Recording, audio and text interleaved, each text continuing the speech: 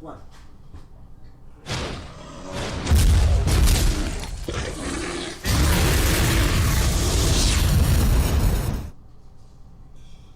Hello, boys and girls, ladies, gentlemen, and everything in between. Welcome to Dragons in the Dining Room.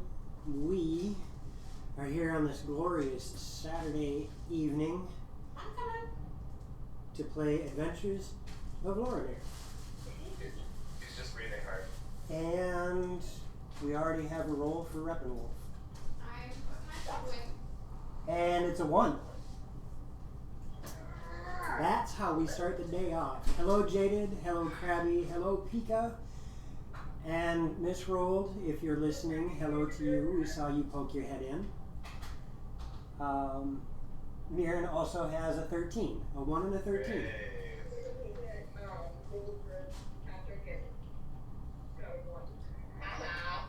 So, we left off with our adventurers last time, hanging out. Poison got me. Vistra also has a 6. All right. Yeah, but I have a 13 also, so. Joe, I'd like to roll perception to see what I see. You can definitely roll a perception to see what you see. And Annie Can has a 1 as well. Naivara has a 1. You are. You can't do a swap. Disallowed. So, now that that's out of the way,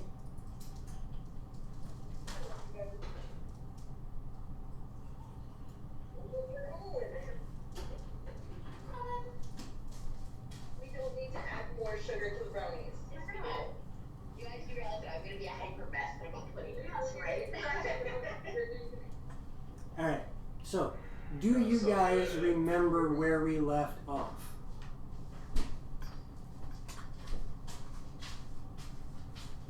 Yes, or more sugar! Well, we normally have a problem hearing her, and come on, camera. Ooh, Oh shoot, I forgot to change the title. camera. Come on, buddy. Follow me. Your autofocuses. Right, so guess you Oh my god. Yeah, here, you need to follow me.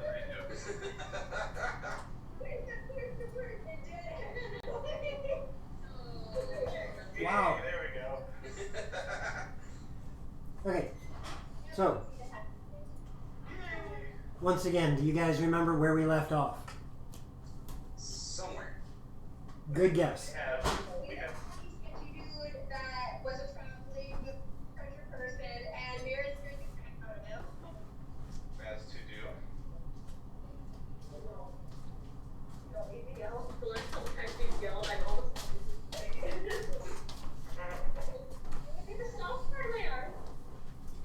Hey, Radio Man.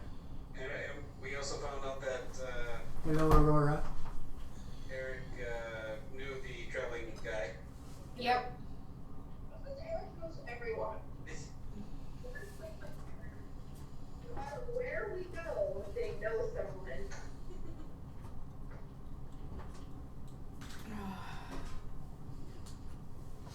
A poison. Do you remember anything else interesting? What's up, Zodabeard? Hey, look, she's a cat. You know what? I quit fighting it, so I even got my like paws. There. As soon as you go. Yeah, I remember. We came across a sort of battle site, so to speak, where we had found a whole bunch of corpses that were hurt by those metallic creatures, or so we think. Yep. The Matrix moment. Which was interesting. And we found gnomish writing inside the cocoon. Yay. And what is it that you guys were attempting to accomplish? Well, right now we're traveling. I mean, ideally, we are headed towards the God's Cleft to get Miran's other claw and try and find Ari's lair. Yes. And potentially another Dargan. Because I thought we did the other... I thought Karana cast... Or no, was it Karana or Vistra? Somebody cast Legend Lore again. It wasn't me. I don't cast spell. Yes, Yes, you you do. We even have a spell book and another campaign to prove it. I cast one spell. It's been working. Hey, look, I can sort my dice because someone's not here to mess them all up. Excuse me, I'll be right back. I'll be right there. Hang on, hang tight. If you want to know what absolute murder looks like, go ahead. No, because we ended up finding out that the creatures were not of actual gnomish design because of the weird flashback, hidden memory, maybe forewarning. I don't even know at this point. And that Piranha had when she touched the metal. Yeah, Did it's you like say- that same thing. Yeah. So we found out that they're not actually of gnomish make by choice. Oh, wait a minute. No. That. There was the Legend Lore vision was all the races, and they were... No. That wasn't legend lore. That was The Piranha vision. having a vision. Yeah, but I mean, the vision thingy. And that's what she just mentioned. Yeah. Okay. I'm We're on the same back page. now. People weren't present in that vision. Correct. Repeat that. Even when the word and I didn't see any tieflings. I saw elves, gnomes, dwarves, and humans. Okay. But I didn't see any tieflings in the actual working area, which were, or dragonborn, surprisingly. Right. So that kind of doesn't exactly lead me to have very many charitable thoughts about who might be running the operation. I find it very odd if it were my people, so to speak. What's up, Ron? They're, Hey, Ron. hey, Ron. Being that they're kind of like the from what DM Thago described, like the Indians going from, or Native Americans going from place to place. I forget what. Nomadic. Nomadic, Yeah, wandering. That's the word. That's the word. Nomadic. All right. Pneumatic. Pneumatic, yep. Nomadic, yeah. So, you guys left off at this site of a battle where there was a giant metal orb that Ilfrikir surmises was the meteor that you saw in the meteor shower the night before. Yeep. There is what appears to be an entire tribe of orcs slain. Not that I do know. Thankfully. And a fireball. Fireball. Dun-dun-dun. Fire. Oh, my eye.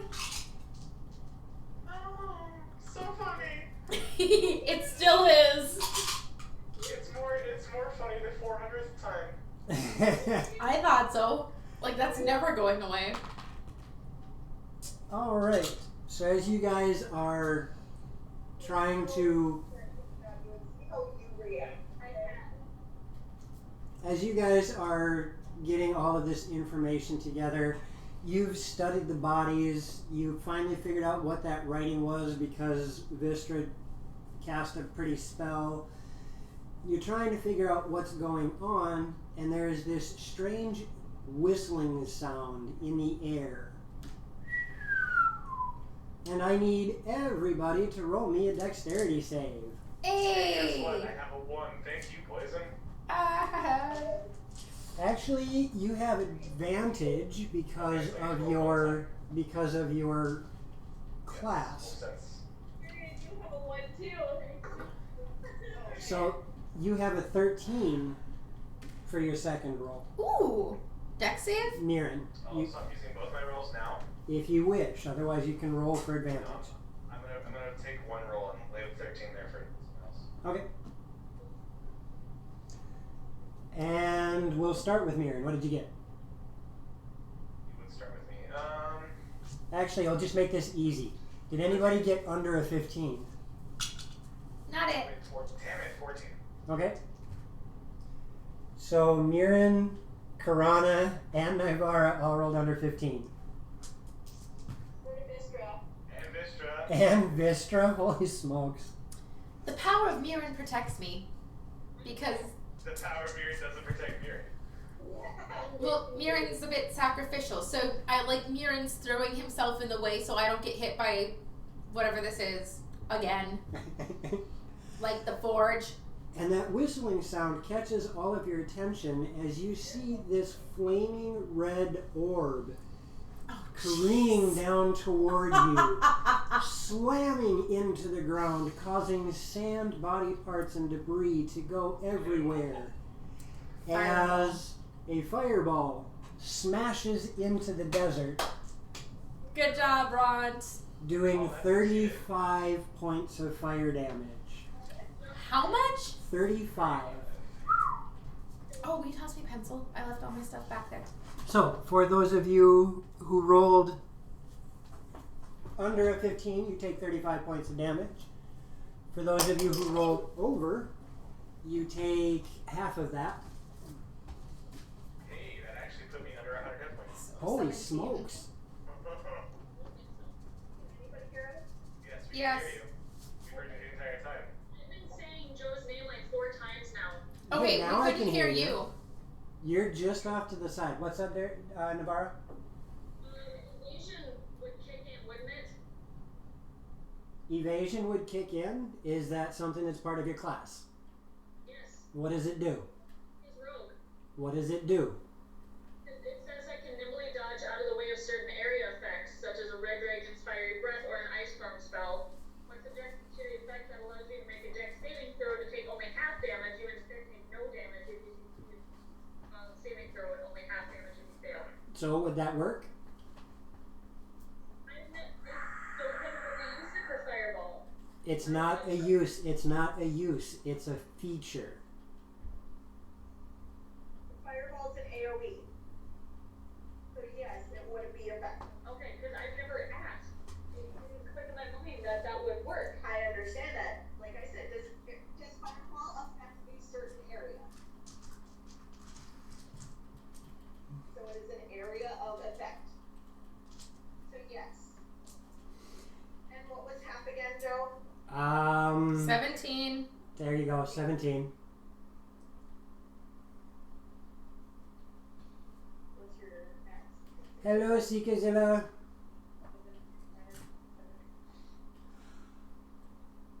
And once all of the dust and debris settles, oh, the cheers. Once all of the dust and debris settles, you realize that the orb has been slammed into by this fireball as well, and strange as it is, seems unharmed.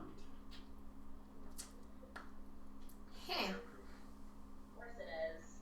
I wonder if it's immune to other elements. Do you want me to mess with it? I think we should get out of here before more stuff rains down on us. Has someone made a copy of the serial number? Yes. I don't remember who, but someone did. I think it was, I thought, or somebody had said they were going to take some paper and do like a. Yes, I was going to, and then I thought we were going to let you do it because you're a bit more of the Rosetta frickin' Stone. Sometimes. I just kind of want to scratch my own, like, pajama ears. Aww. It's satisfying. Leave me alone.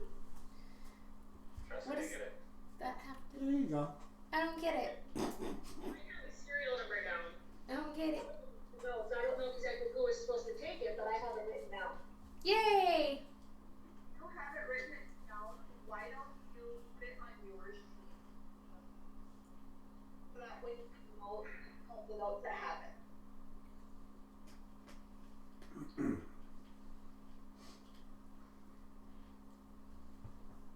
All right.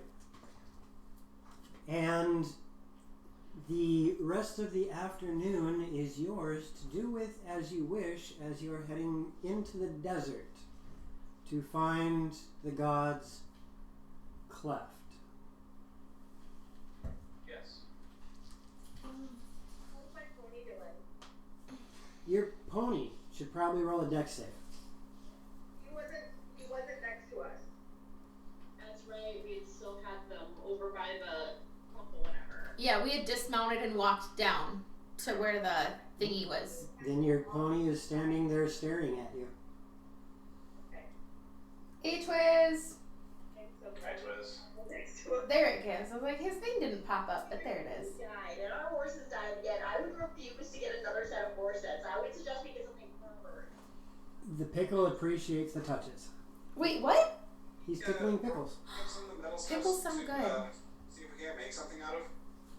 Right? You can acquire the metal, yes. Okay. You bag of holding here. We'll say that you get. Roll me a 1d8. Me? No. Hakunin, roll me a 1d8.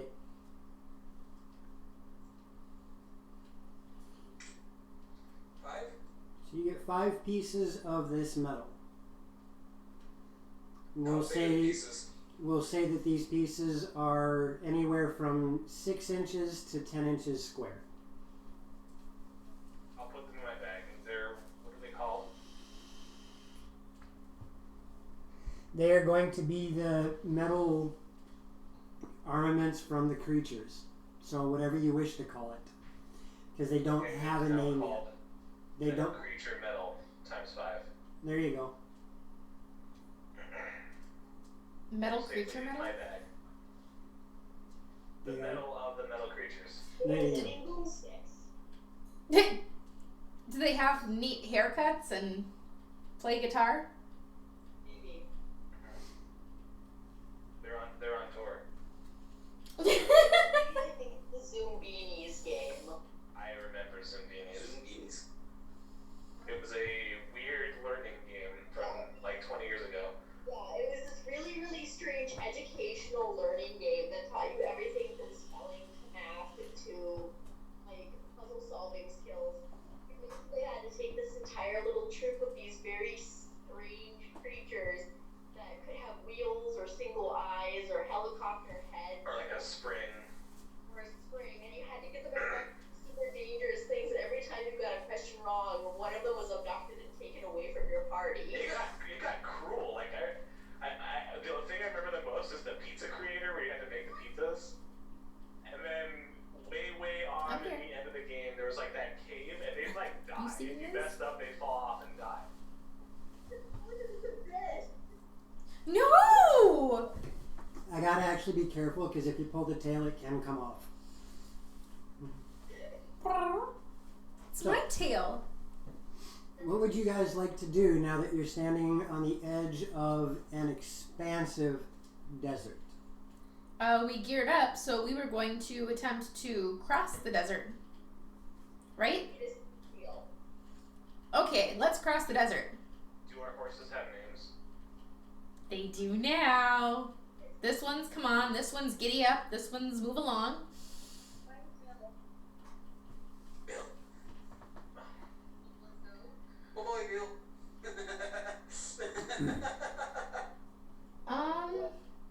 I don't know.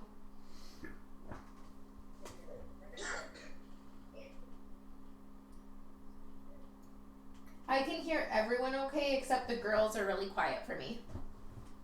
Give me a mic check, Cosima. Check 1, 2. Check 1, 2. Murin? Yeah, I think we're all fine. Their mic is weird when it's picking up the back end. I'm also adjusting the input on OBS. Is that any better for you guys? Maybe? I can hear everybody just perfectly, so. I'm asking. Right. I'm asking the stream. Because Chad is saying that they can hear me and Thaco and none of y'all. Oh. Thank you for the cheers, Seek. Thanks for the cheers, Seek. Cupcakes! I still want pickles. All How right. does cupcake make you want pickle? I don't know.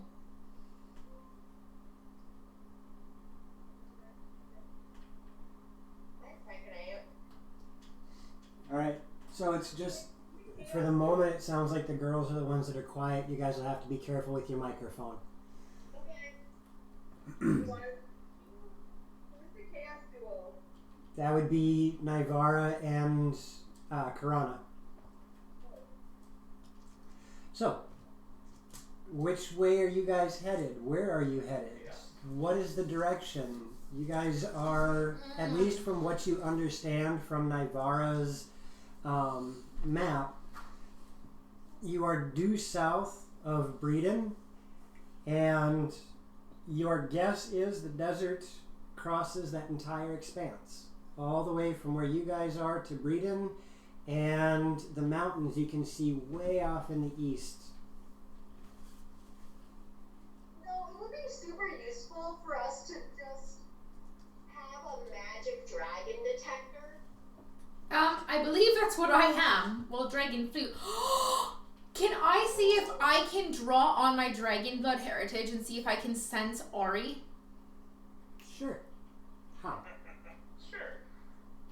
I am going to mentally try to call out to Ori. Nothing happens. Hello, Bars. Yeah, you're losing your ill-secure voice. I am not. Well, Actually, wait. yeah, Yes, you're I not am. indicating. It's supposed to be like Hermione Granger. And that Yeah, was that like, kind of got ruined for me, so I need to find a new voice. Because I don't ever want anything to do with anything remotely Harry Potter again. Thank you.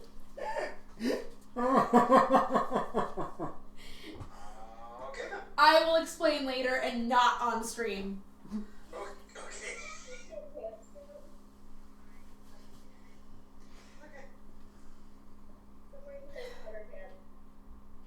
Say again. Are you saying I need to go change my pants? I'm wearing Harry Potter pants.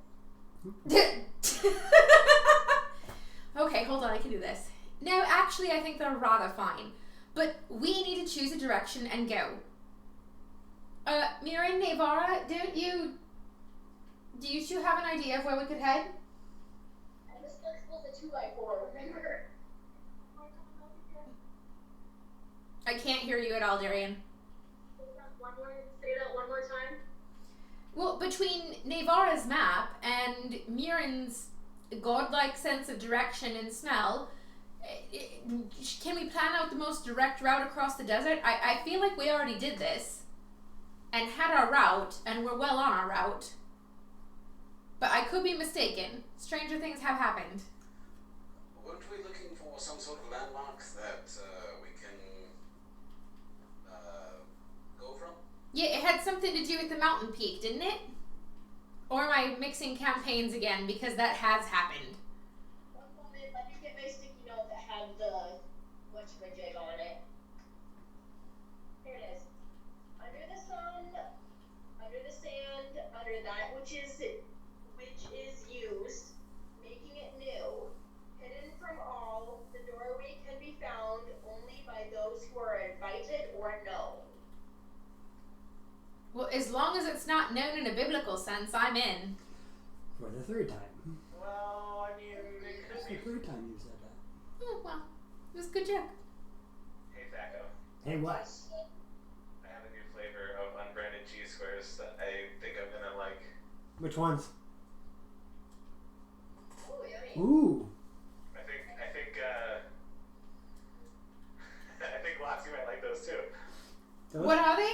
Buffalo Wild Wings. Ooh, sign me up. With Those pickles. sound good. Unidentified cheese squares and pickles. Guys, this is a thing. Cheese squares and pickles. Doesn't that sound good? Yes, it does. Okay. Here. Yes. You said that in your vision, it was sandstone that the cave was made of? Yes. When we close to the sandstone cliffs of the God's cleft? I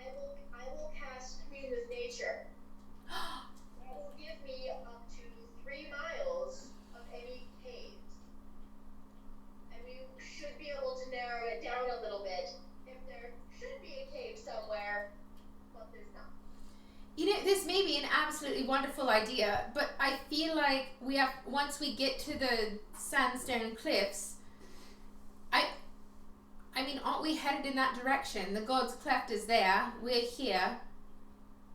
I mean, can you help give us a bit of a visual, DM? Like, we're here. The God's Cleft is here. You don't know where the God's Cleft is in the desert. You only have an idea of where the desert is and what it spans. You don't have a map of the desert. The map stops on the east coast from what Nivara's folks were capable of getting. Okay. I misunderstood. The guy who dropped his map thing? Yeah. The guy who dropped his map, if you recall, only has some very hastily scrawled out notes about landmarks that you guys don't have any context for. Right. Well, I'm sorry. I guess I thought Nivara's map had at least an idea of how wide the desert was. Oh, wait a minute. Murin, couldn't you contact Krusha Vyovev and ask them if they've ever traversed the desert and how wide it is? I mean, they are wanderers. That is a very good idea. Best priestess ever. Who's the leader again? I can't remember. Mike. Wait, not Mike. Hold on. Thok. Hey, hello, Thok. You there? Yeah? What? Question about the desert. You know where the God's Cleft is? We know it's in the middle of the desert, but we've never traveled there. The desert is... That's oddly convenient. The desert is usually traversed by another clan, and we really don't feel like getting into combat with them. They might be dead. There was a whole group of orcs that we came across that are just suddenly dead. Oh, well, I mean, that's bad and good at the same time. That's kind of how I felt too. Maybe we can start using the desert. I like this, because the desert would make it easier to get from Pinehurst to Breeden.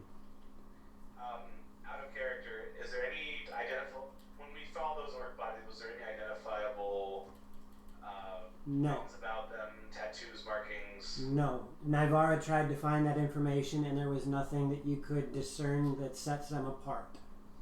Is the clan that you know in the desert, do they have any sort of markings or tattoos, or do they look weird? They had some strange, not strange, but they would wear different bones from creatures that they would kill, and depending on the size of the bones that they had would give their rank.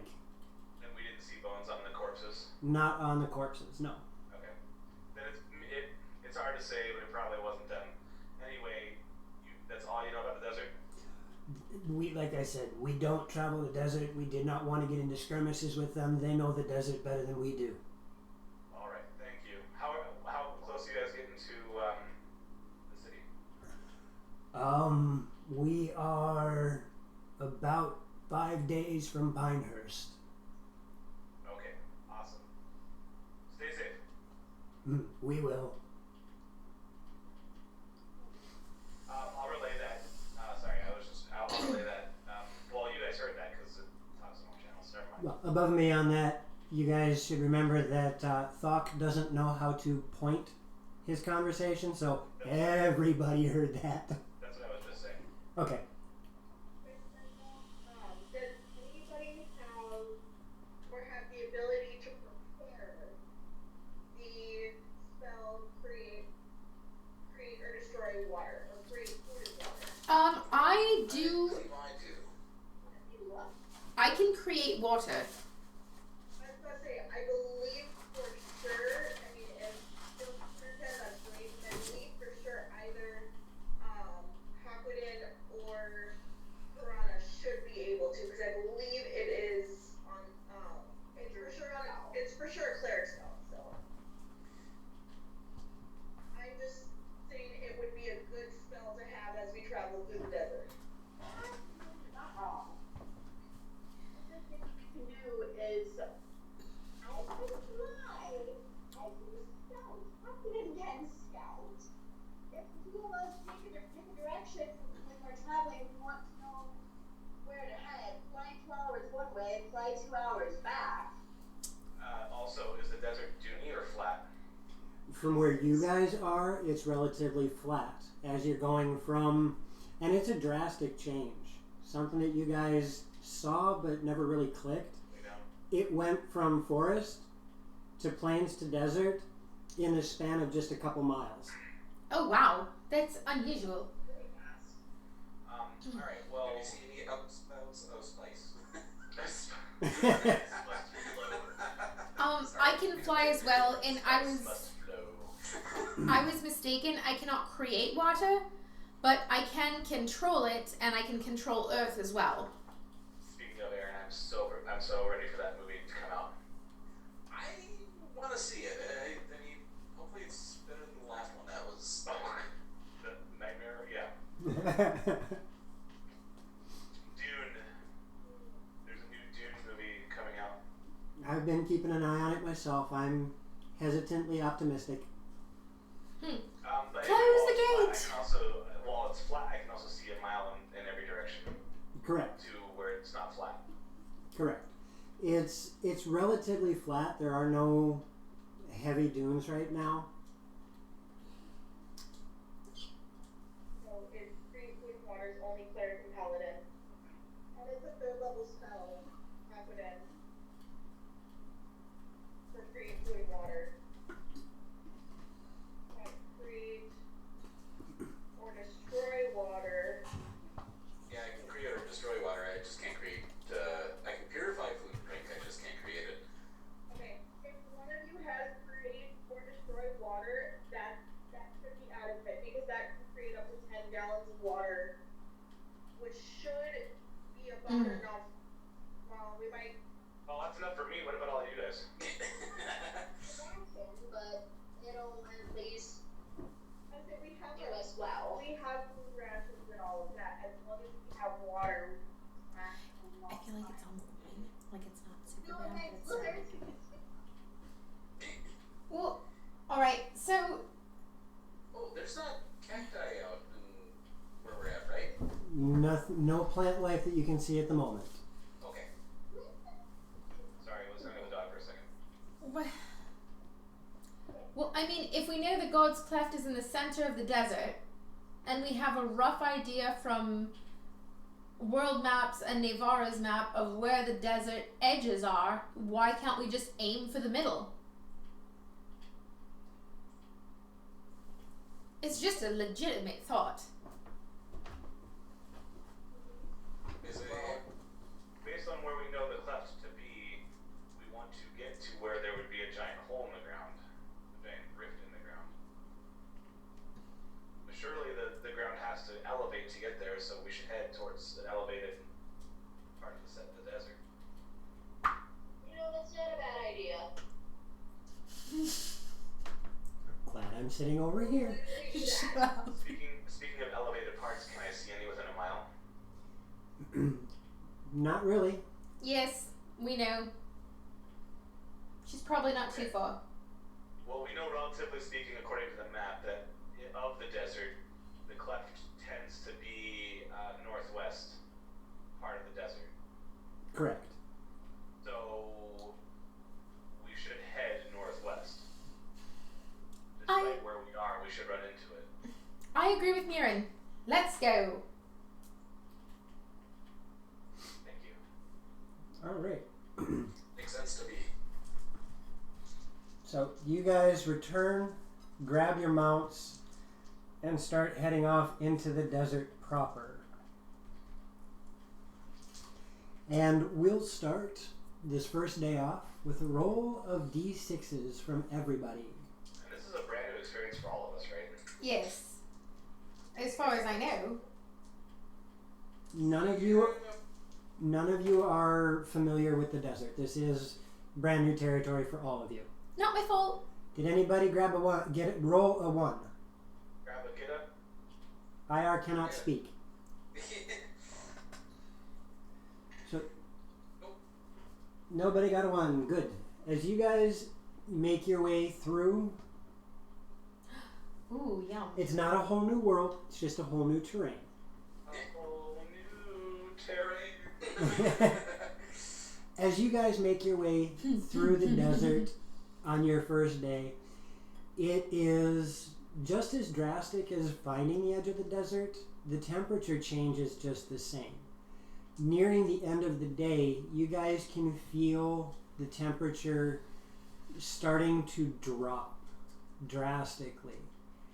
And where it was starting to be winter as you were traveling normally, when you get here into the desert, the temperature drops fast with no wind, with no nature around you to absorb heat and radiate it back out to you. As the sun starts to set, the cold creeps in faster. How are you guys going to go about camp? I'm going to cuddle with Miran's tail. He does not get a say in it. Well, we have blankets and stuff on our horses' packs. I maybe be smart to like circle them up or get. You also grabbed a fairly large tent, if I remember correctly, too. Yes. Well, we can make a tent and. I was gonna say, how large is that tent? Is that enough to have the horses in it? No. Okay. You'll fit here, don't you have that spell that makes a temporary safe area out of magic? I do not, but Vistra does, I believe. I thought Vistra had to use her bardic thing to do that. Yes, but if I use my bardic, that's fine. I do not have that spell. Now, that spell, again, will not be big enough to house the horses. Well, I mean, How cold is it getting? It's starting to get fairly chilly. You figure that by the time the middle of the night rolls around, it's going to be easily in the 30s or 20s. The horses should be fine in that weather. Yeah, the horses will be fine as long as put a saddle blanket over them. They'll be good. Okay. Horses, it's right, way worse. Okay. So you guys, Stand like in 20 below wind, and they have water. They're good. okay. Yeah, and as long as it's not raining. Okay. Yeah. Yeah, it's the desert. It's not going to rain right now. So you guys, using Vistra's powers, create a layman's tiny hut and camp out for the evening. And the night goes by relatively fine. There is a strangeness to it as you've never camped out in a place like this before, and the stillness is a little unsettling at first. There's no birds, there's no creatures rustling about, there's no people, there's nothing. It is extremely quiet, which is slightly unsettling. Morning rolls around. The sun's starting to rise. The chill is starting to quickly creep out of everything. And the next day of journey begins. I need a D6 again from everybody. Not my fault. Anybody get a 1? Nope. Ah, wonderful. You guys are making this journey. Wonderful. You guys are making this way too easy on me. Yeah. Oh, Krabby got a 1. Good job, Krabby. oh well, too bad. So He didn't sad. roll. He didn't roll a D6 though. So No. as you guys start traveling on this one, Mirren, you do see something rather interesting. A little bit farther north than the direction you're headed, you see what looks to be very, very large bones protruding up out of the sand. Hey, It's already been used, Twiz. Haha. way over there, I can see. It's a little hard to see because it's very far away, but I see really big bones, like dragon-sized bones, possibly. Wait, Like we still look. Maybe we should check it out, but it's a dead. oh yeah, just kidding, it was. It's something dead and something huge, or bigger. Then we should go look at it. Poke it with a stick, you know, the general scientific process. Well, it's at the edge of my sight, so it's about a mile away, and even so, one of you flying ones should probably go look at it, because it'll be way quicker for you to get there than us to get there as a whole. Why not me? Because we're gonna go up and we're gonna poke it. It's going to eat you. There's bones. I don't care. It's still somehow. They're still gonna somehow find a way to make it eat you. I won't touch it. They're going to have. Not gonna wanna go. Okay, I have no problem touching it. I will go check it out then, Vistra. Coward. A priestess of Mirin must be brave after all. It's not her being a coward, it's Vistra saying no. Can our characters say no? I was just saying. Mister's saying no because she's saying that Karana's gonna go touch it, and then somehow, some way, those bones are gonna come alive and eat her because every time she touches something that she gets hurt. You know, that's a fair point, so I will volunteer. I will go. Okay, fine. We'll go with them, but I will not touch anything. We can all go to it. I was just suggesting that someone who can fly would get there way quicker than the rest of us. That's all I was suggesting. We can all head that direction. Do you want me to... And it is northerly, so I mean it's the direction we're supposed to be going anyway. Yeah, do you want me to fly over it first and just check it out? Somebody. Birds will be a bit less conspicuous than an entire flying person. I'm going to change into one of the desert vultures. Ooh, look at me, I'm a druid. I blend in with the surroundings. Ooh! I'm going to do that as well. I will turn into a desert vulture. I also turn into a desert vulture. No. No. I pout. Alright. So, the two desert vultures. Wait. If I have my cloak, can I wrap it around my arms? And if I flap my arms after I cast fly on myself, if they roll low on perception...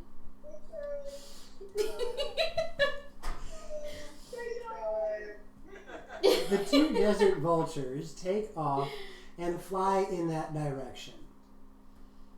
As you get over these large bleached bones in the ground, you notice that it looks like the rib cage of an extremely large creature jutting up out of the ground. And you also notice that there are some creatures moving about in the area. You're not 100% sure what they are, but they seem to be canine in nature. And as you're circling around, you watch as these canines get closer and closer to the bones, and all of a sudden the bones go and rising up out of the ground, you see this gigantic behemoth of a monster lift itself out of the sand. The rest of the party, as you're walking that direction, you can see this, even from your distance, especially Mirin with his eyes, as it stands up. It is not a Teresk. It stands up out of the ground, shakes its back, causing these creatures to roll out on the ground, and with one swoop of its giant head, it catches the canines as they roll off his back, and he swallows them whole. Well, not going towards the bones then. That's alive.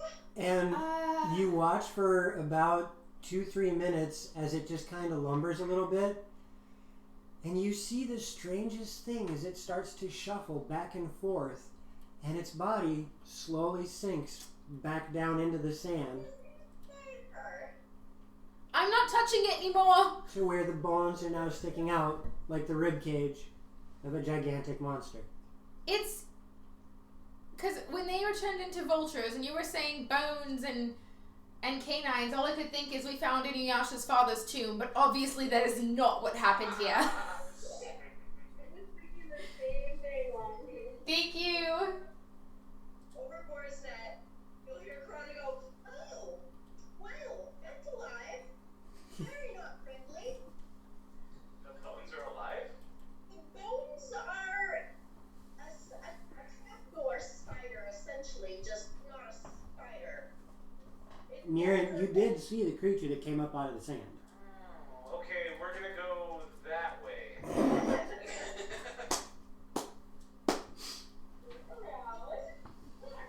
Yeah, I would not think that we should engage this thing.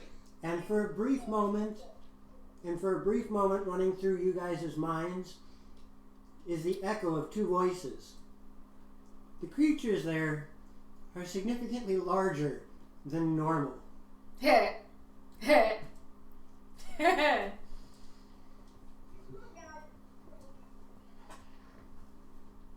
No, Twisted, we are not going to go above the snow.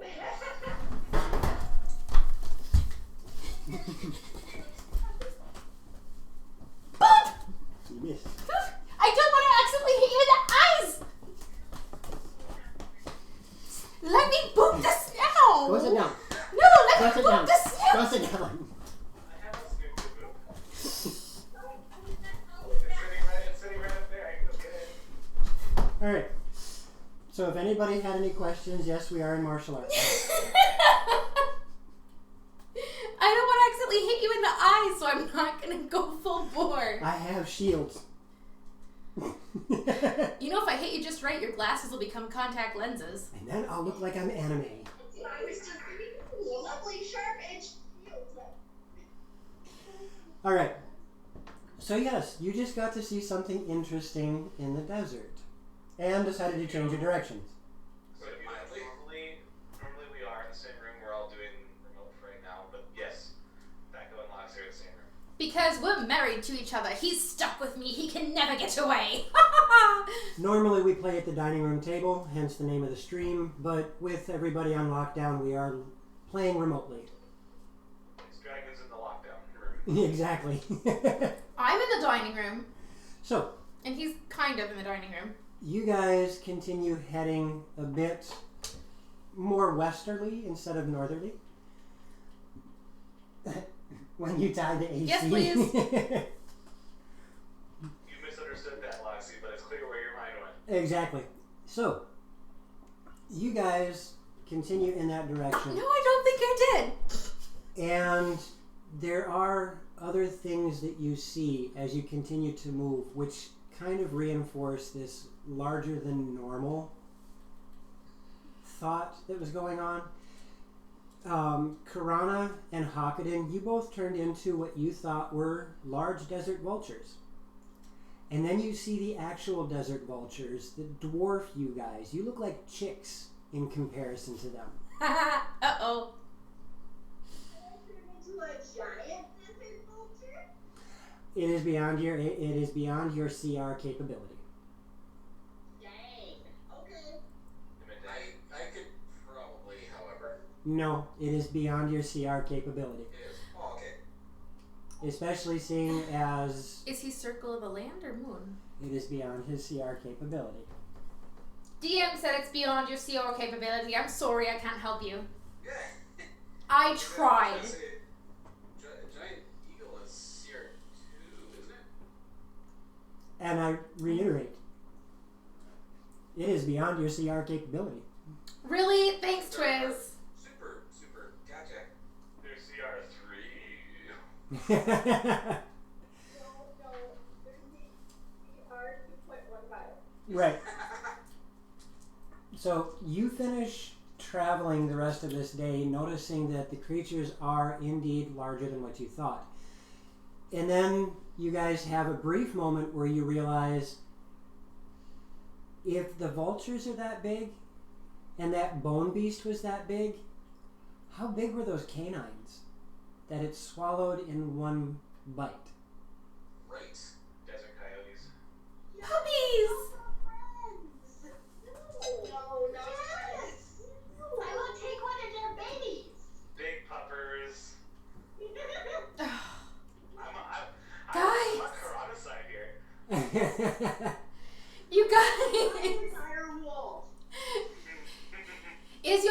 name Stark? Because if not, it doesn't end well for you. Doesn't end well for this. I don't have a last name, but I have one in mind. So, you guys. Oh my god, stop with the clips, you jerk faces! You guys finish the day off. Are you going to continue to camp the same way you did previously? Why not? I really don't see a reason to change what we're doing. All right. Might as well. Just because watch. Yes. It ain't broke. All right. So, second day in the desert goes off without a hitch. Mirren, your question is starting to answer itself as you also notice that dunes are indeed starting to become apparent in the terrain. There is... Do I see the Harkonnen? No, not yet. We do, however, see someone walking out with a sword stating there can only be one, and he's looking directly at Cosma. Hey, if we don't see the Harkonnen, we must be in Atreides territory. You are definitely on the Atreides territory. One more time? Huh? If the dunes are apparent, does that mean they have to start homeschooling? Yes. That was good. Day 3 rolls around. I need everybody to roll me a d6 again. Not my fault.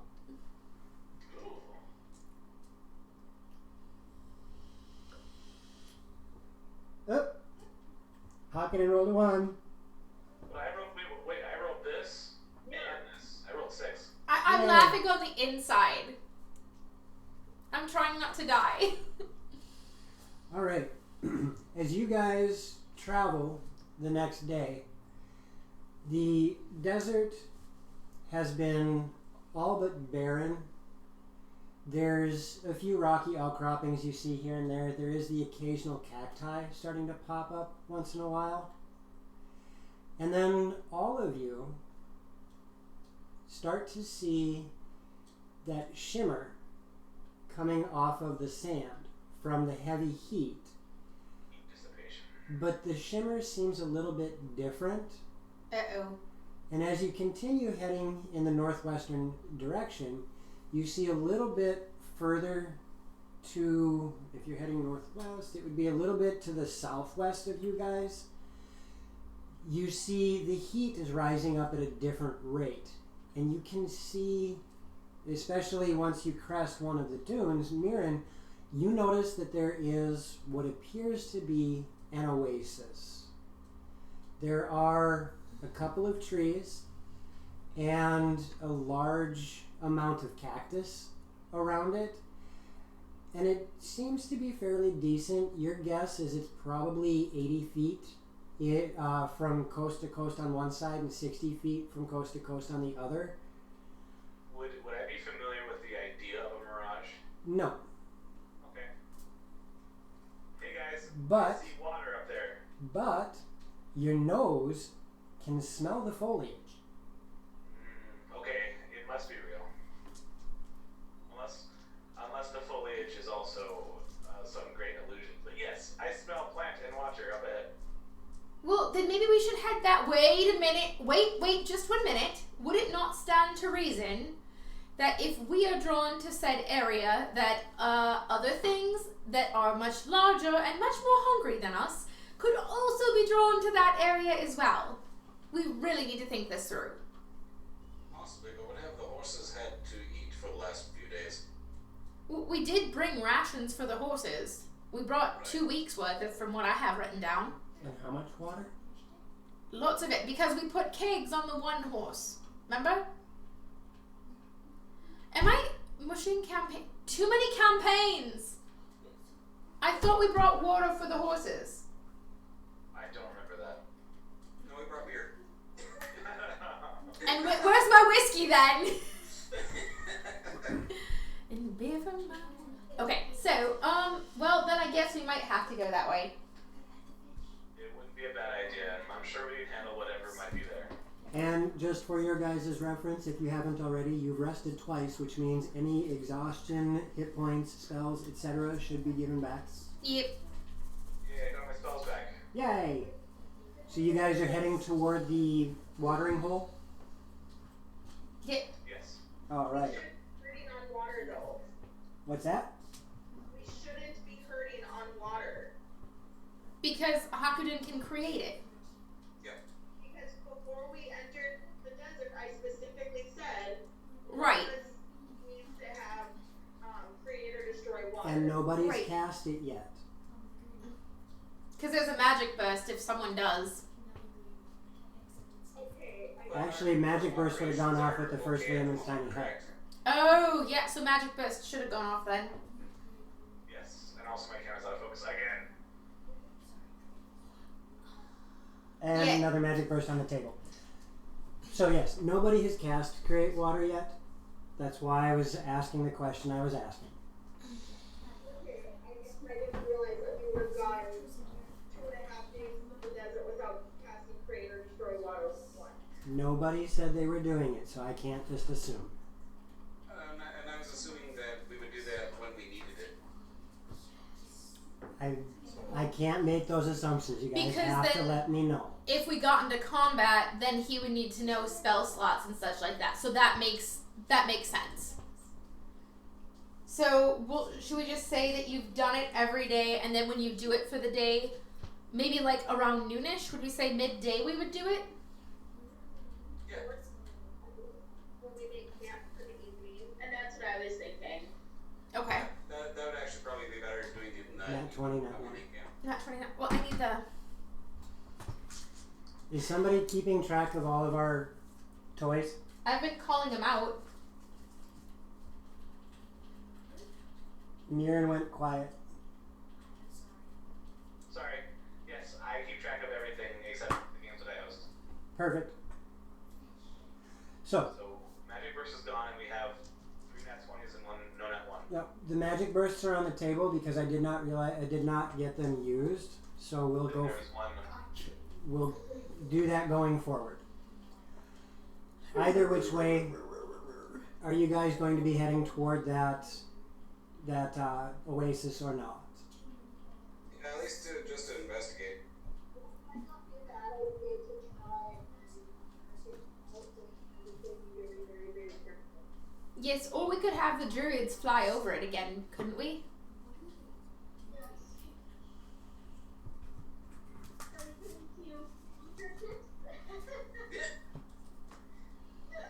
Either that. Oh wait, hang on.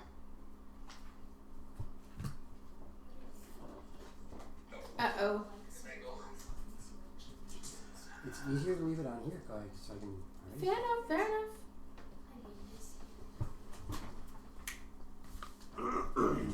All right. So as you guys make your way, who's flying over? Me. Not me at the moment. All right. So Corona, you turn into your The- vulture again. and apparently Twiz is flying over. So is Mirren. And Aurora. All right. So you all three turn into vultures and fly over the oasis. And all you see as you fly over is a large body of water, quite a number, probably about a dozen cactus, and a couple of small, what look like palm trees. Palm tried. Around at all. Like, I don't even see a little lizard sending itself into a rock. Nope. Uh-oh.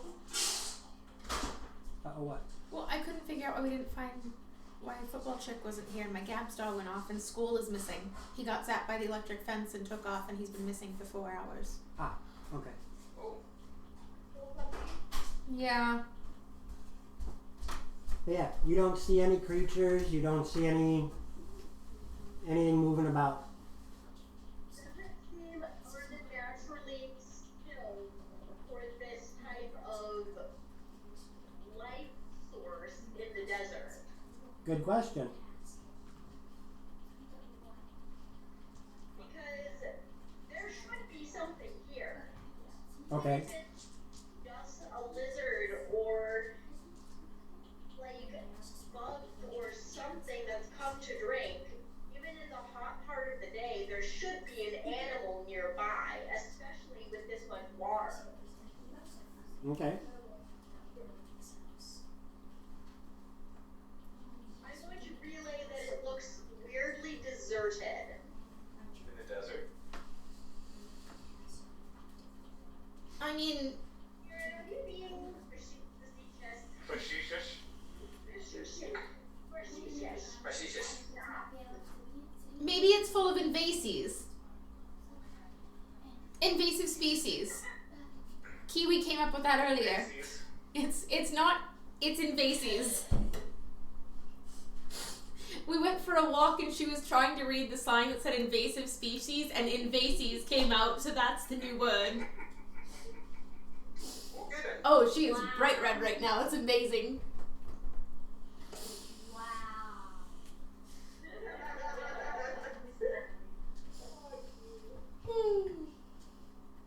Totally not my child. So, Karana relays that it appears to be too quiet in her opinion. Well, go down and check it out. Maybe if you fly a little lower, but not too low. For science, of course. I would like to land on the top of the palm tree.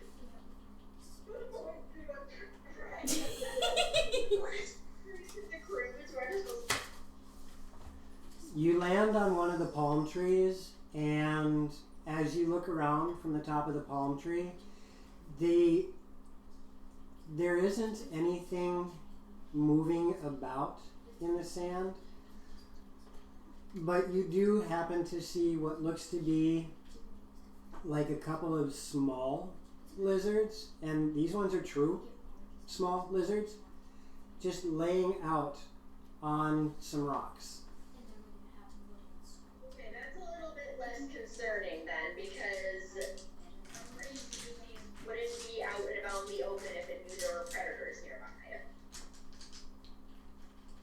And I will, again, relay this, that it's maybe a little bit less hinky, but not a lot. Hinky? Only a minor amount of hinky.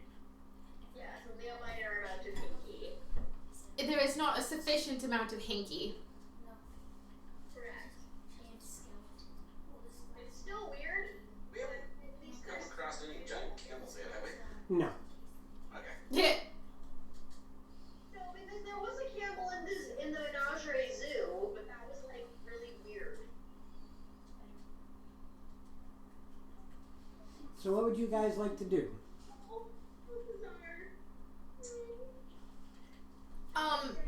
I guess we would head towards the oasis unless anyone says otherwise then. The oasis is probably worth investigating. Yeah, let's slowly approach it. If nothing else, then, 3 rations for the day, so to speak. Rations at least. Alright, as you guys Keep an eye out to see if anything takes note of the approaching group. as the rest of the party starts to approach, you guys get close enough to see these cactus, and they are fairly large barrel type cactus with small tendril like protrusions from it that dig down into the sand and look like they dig deep into the sand. Kind of sparse at first, but as you get closer, there's a few more and a few more. And the sand starts to feel a wee bit different the closer you get to the edge of the water. It starts to become more and more coarse, as opposed to the fine sand that you had been walking through. More like a loam kind of thing, or? Yeah, not sure. You just know that it's more coarse. And the water seems fairly still. There's a little bit of movement, but there's also a small amount of wind at the same time. Are there any you know what, I just take one of my I'm gonna use my cantrip to mold earth and make a little sandball and throw it in the middle of the water just to make sure nothing is down there when we go to approach. And as the sand smashes into the water, the surface tension of the water, it, and you watch the ripple. And then I wait for a moment.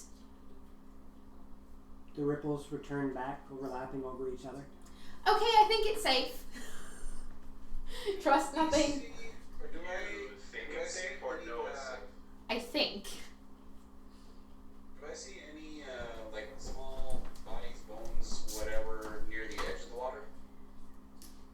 Roll an investigation. And have the lizards scattered now that there are strange things walking toward their oasis? No.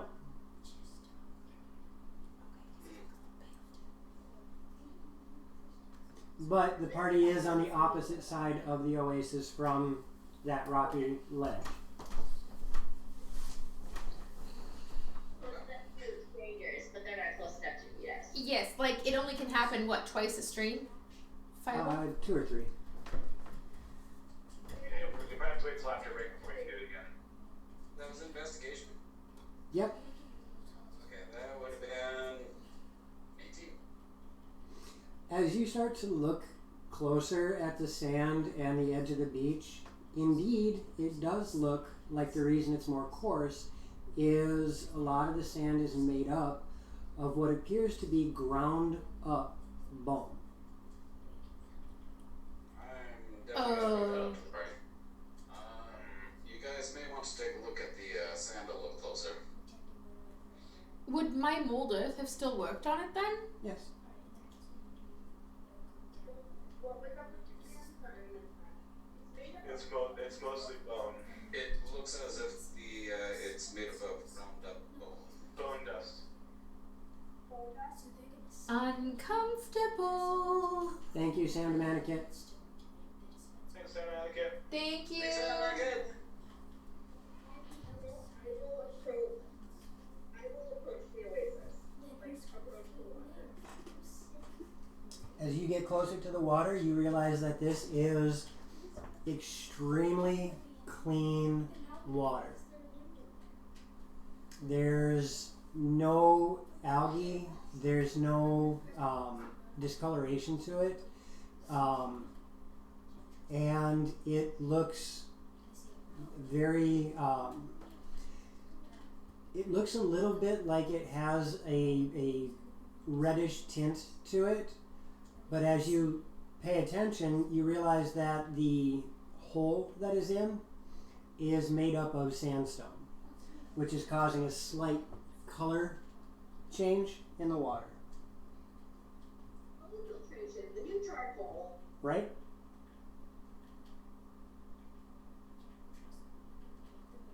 I can test the water. I mean, Test the waters.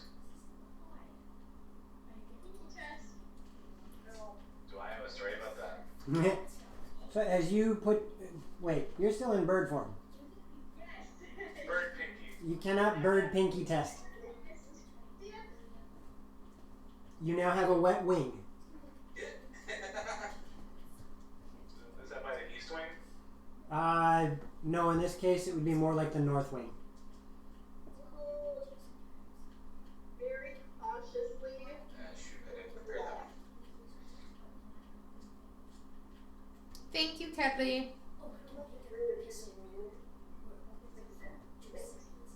Because I didn't realize you were immune to being poisoned. I was going off of the fact where I have resistance to poison, so I figured, hey, that's not a bad idea.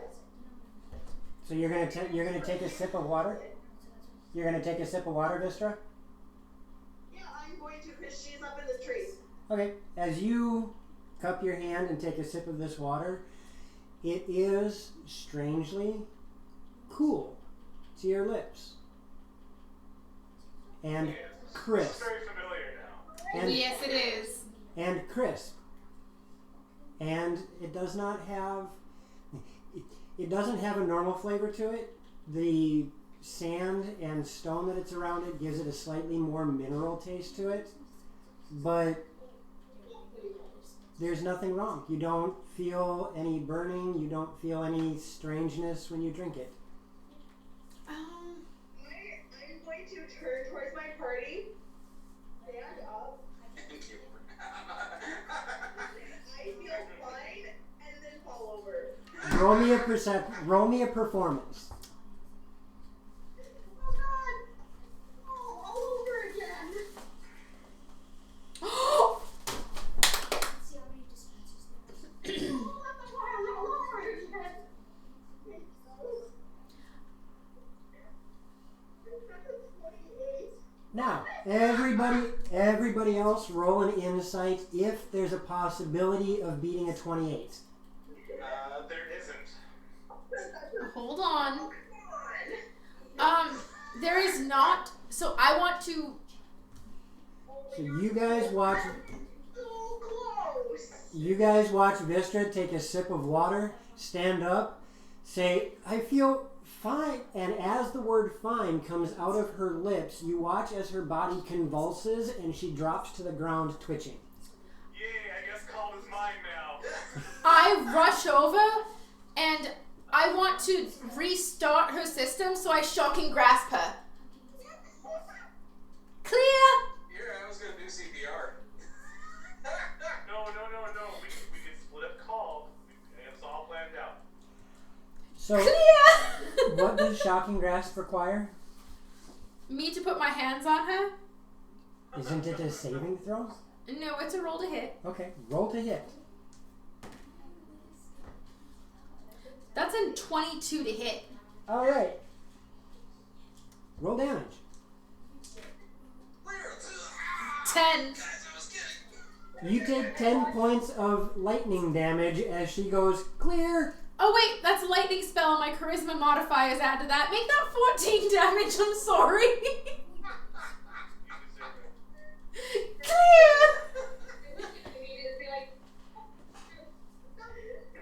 I'm away from the water. Vistra, speak to me. And you tell me not to touch things.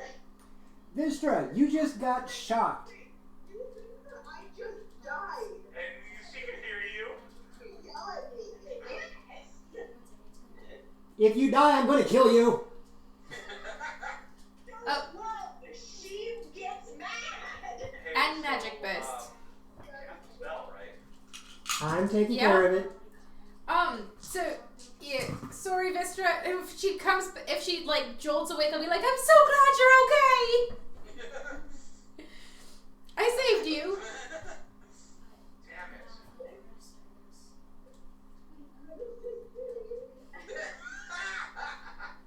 Yeah, about that whole call thing, I was just getting to... All right. Yeah, I'm going to fly down and peck her in the head. Before you get a chance to do that, Uh-oh. shortly after Vistra is so graciously resuscitated by the shocking grasp of Ilfikir, Karana, you flap your wings, and as you go to lift off, I need you to roll a dexterity save. No. What did you do? What did I do? I'm sorry. I don't know what I did, but I'm sorry. What'd you roll? A 6. You go to lift off, and all of a sudden the tree starts to sway violently underneath you, and you don't have the ability to gain your balance, and you just latch on for dear life as everybody else feels the ground start to heave violently. Oh, shite. As the ground rumbles as if an earthquake had just started. The water is frothing. The plants all around you are moving about, and a couple of the barrel cactuses fall over and then right themselves up. Oh. And now Oh. I Oh. need initiative rolls. See, this was helpful. I need... I mean... What's that? What was that, Mirren? Are we fighting cacti? Apparently. There are 5 cactuses that once they fell over... Cactuses. Cacti. You're a cactuses. That right themselves immediately after this tremor subsides. And yes, it appears that you are fighting cacti. We'll start with Mirren. 13. Ilfikir? Oh, you almost called me Alexis! 14. 14. Pocketed. Ouch. It's not always a bad thing. Vistra? Jeebus. Karana? I hit the deck, so.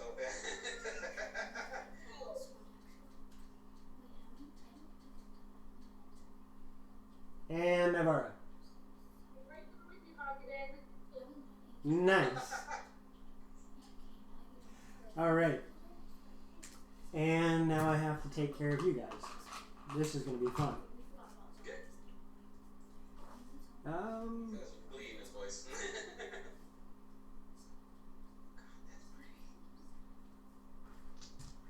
That's alright. You guys did not roll the lowest.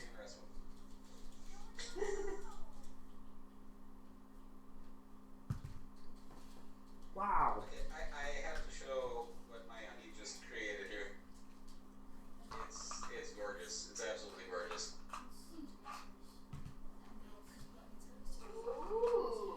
Fun. Oh, pretty. Alright, so starting this off, Vistra, you are prone and have just taken a very large shock from your friend, and you see these cactus. You see these. It's like bent over, you know what I mean? You see these cacti right themselves. That is not normal. Hello. Does Karana's awakened planet talk to them? It's not your turn. It's Vistra's turn. Vistra, what would you like to do? Help a sister The nearest one is 15 feet away. And they're spaced out fairly evenly from there. They range 15, 20, 30. And then the other two are 30 feet away, but they're off to your right and left. Kind of like radius. A little bit. You got two that are almost directly in front of you at 15 and 20 feet away. And the 30-foot ones, there's one to your right, one to your left, and one a little bit further away in front of you. Could I just start moving away from them without passing by too close? If you wanted to try and move, you could. You do only have half your movement because you have to stand up from being prone. I will stand up and I'm going to start moving away from the cactuses. And as you do that, you guys watch one of the tendrils from the nearest cactus start to shift. And it launches out at you, Vistra, striking at you. Oh, neat. But, fortunate for you, it misses.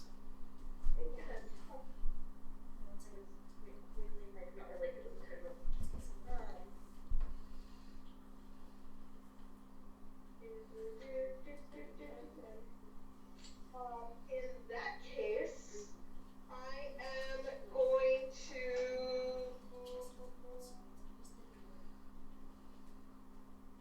But you do manage to move.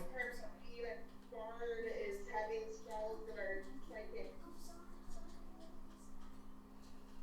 Well, I mean, it's not always effective. I'm going to cast Shatter on said cacti. Okay. All the singular cacti. And that is what save? What save is that? Crime save? That doesn't sound right. I thought it was. I believe it's con save. Yeah. Okay. Yeah, con save then. All right. I rolled a 20. Seriously? Yeah. No, fakely. Well,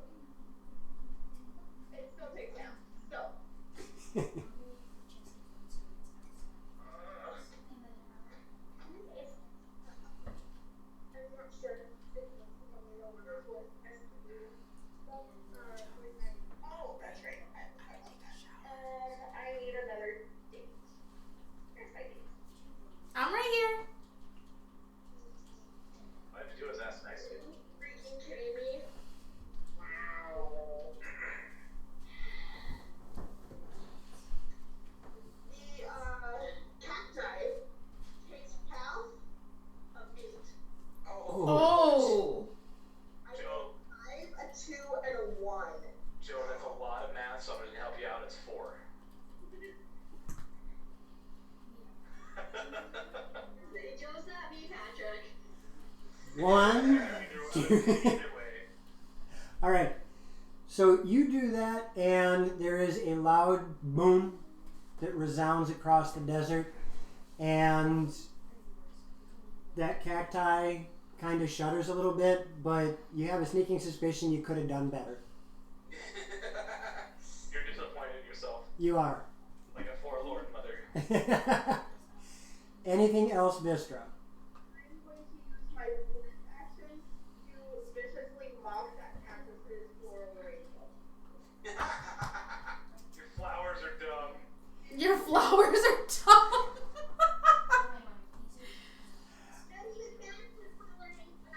You're not an absorbent succulent. Roll your damage. Oh, it more than failed its wisdom save.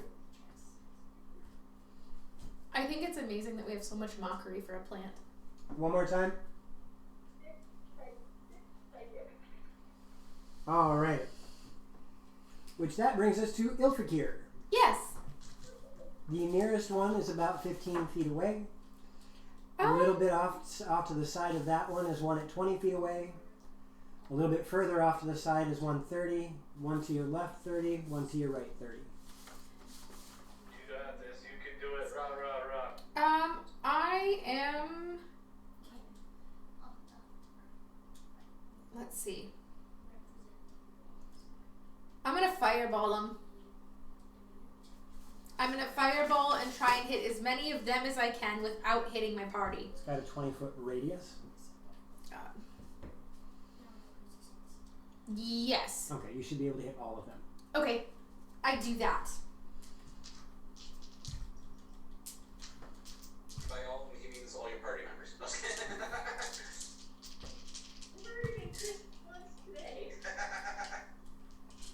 All right. Yeah. Who? 10, 20, 31. 31. As you do this, you watch as all of them, the tendrils on them, curl in like a spider when you kill it. Yeah. And it appears that your spell was extremely effective against them. Huh. As a matter of fact, the nearest one is kaput. Oh. That was how much? 31. For science. All right. Behold the power of Mirren. Anything else? Well done. No, that's good. I bounce happily as Mirren says I did a good job. Mirren, Me. it's you, a Mirren. I want it. Oh my gosh. How close is the nearest thing to me? 20 feet. Great. I run 20 feet with my greatsword in hand. Say chop chop time. You do that. Do you say chop chop time? Yeah, I'm gonna chop these plants up. We're gonna make a nice cactus salad. It's the witchiest. It's the quenchiest. Did you just say quenchiest? Yes. Oh my god. Witch shot. We've been in quarantine too long, guys. Avatar: The Last Airbender. Yep. So do your chop chop thing. Yeah. How about a 21 to hit? Yes, that will hit. Okay. I'm not raging yet, but I will still do 10 slash. 10. All right. It still appears to be living, and as you do this, and what weapon are you using? Steel greatsword. As your greatsword comes down through it, you watch as water starts to seep out of the cactus from the gash that you put into it. Your own corner druid now. Yay, corner druid 2.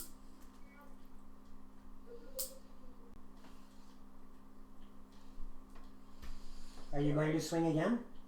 Look how big it's getting. That's all I heard. Oh. Your potato plant. Are you going to swing again, Mirren? Carrots. I swing again. Thank you. A 24 to hit. That hits. I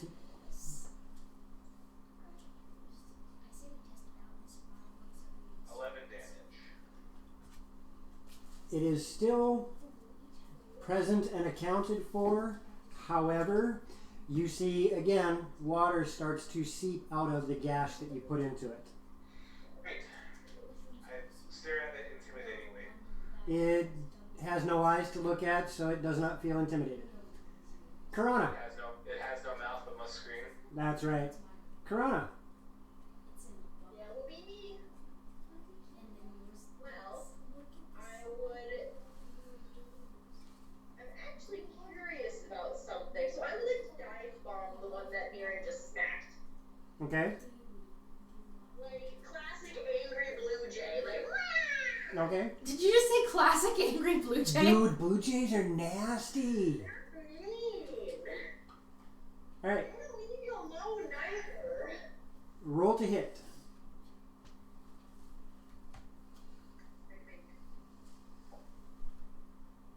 How about a? What would I roll for that, Joe? Would that be dexterity? Yeah, why not? Say Dex. Sorry. Okay.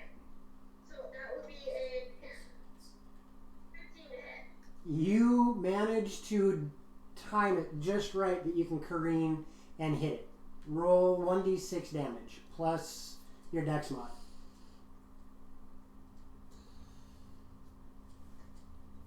7 points of slash, pierce. Pierce. Vulture claws would be more pierce. They're not illegal. All right. Now, here's where it gets a little bit goofy. You just did that. How far away are you getting after attacking it? 10 feet up. Limit. Okay, If I have that much movement. we'll say you do. Depends on how far away the tree was, because I should have 90 feet of flying movement. We'll say that you're 10 feet above it. And that brings us now to Hakudin Naivara, whichever one of the two of you wants to go first. Fair point, Cuddly Wolf. Those suckers are really mean. Naivara, Hakudin, which one of the two are you? Canadian Geese will murder you. I made friends with one. Hakudin, you're quiet. Princess. I'm still looking for one of my dice, so go ahead. Okay. I want to pull out my 2 short swords Okay. and go to the closest one to me. Okay. And I want to swing with one of my short swords. Okay. At which one?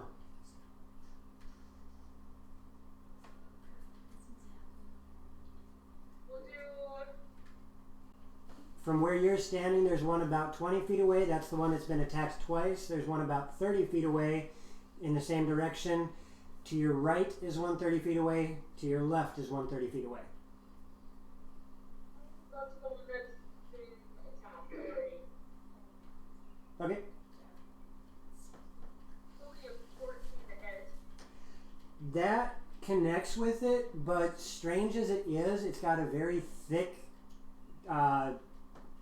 outer, what's the word I'm looking for? It's got a very thick skin. You just barely get to cut into it, but you know that it almost didn't work. Roll damage. My toe will not pop.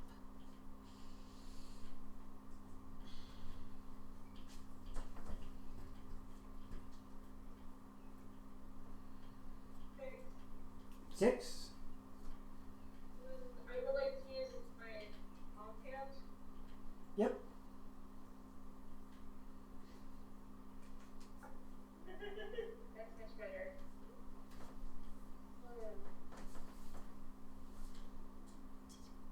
25 to hit. That is much better.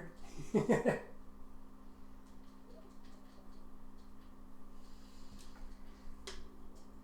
6 damage. All right.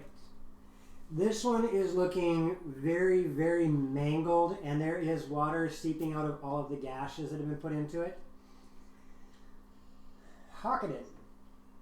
How many feet away am I from the damaged one? That one is 20 feet away. There is one behind it, another 10 feet, making it 30 feet away. And then one to your left about 30 feet away, and one to your right about 30 feet away. Okay. I'm going to change into a giant elk. Okay. Majestic AF. And I'm going to charge the one that's 20 feet away. All right. Roll to hit.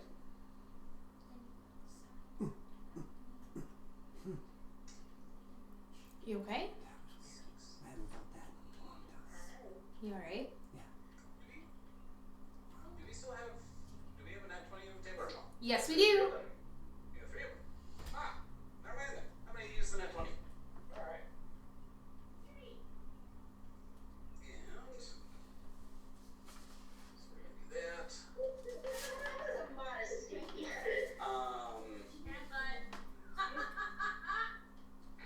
Hi, Aurora. It's You're going to the internet.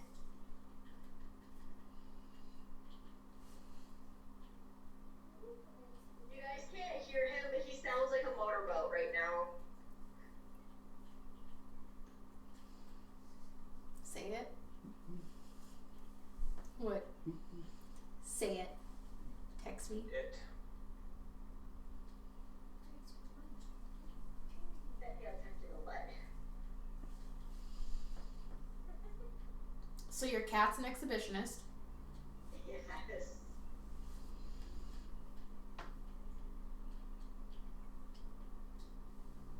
So you. what do I add to it, or do I add anything to it? Oh, plus 4. Never mind. There we go. Right. So altogether, it should take 43 points of damage and be knocked prone. Oh, it is definitely not Oh, prone. If it succeeds on strength, Oh. or doesn't succeed on strength saving throw. It's knocked prone, and it explodes like a watermelon at a Gallagher show. Aren't I standing right next to it? Yeah, actually, everybody with the exception of Vistra and Ilfikir was standing next to it, and I need all of you to roll a dex save. Including Corona? Yeah. And myself? Vistra and Ilfikir do not. Everybody else does. That works. Dex. And Mirren, you do not get advantage on this one as it's not something visible. Okay. Not something that you would recognize visibly. Oh, okay.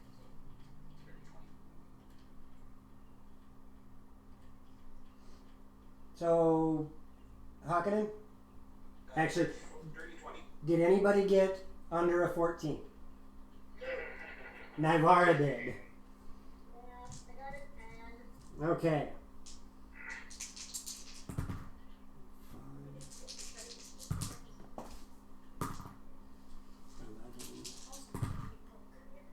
Oh, good God. 23. All right. As this thing falls to the ground, it explodes at the same time from being smashed by the elk, and there are needles that launch in multiple directions. And Nivara, you take 23 points of piercing damage. Ooh. Everybody else takes 11. oh, I'm yelling out. It's piercing damage? Yes. Okay. Now, going forward, Mirren, you will get advantage Because he'll know that it's because you Gotcha. recognize the danger. That makes sense.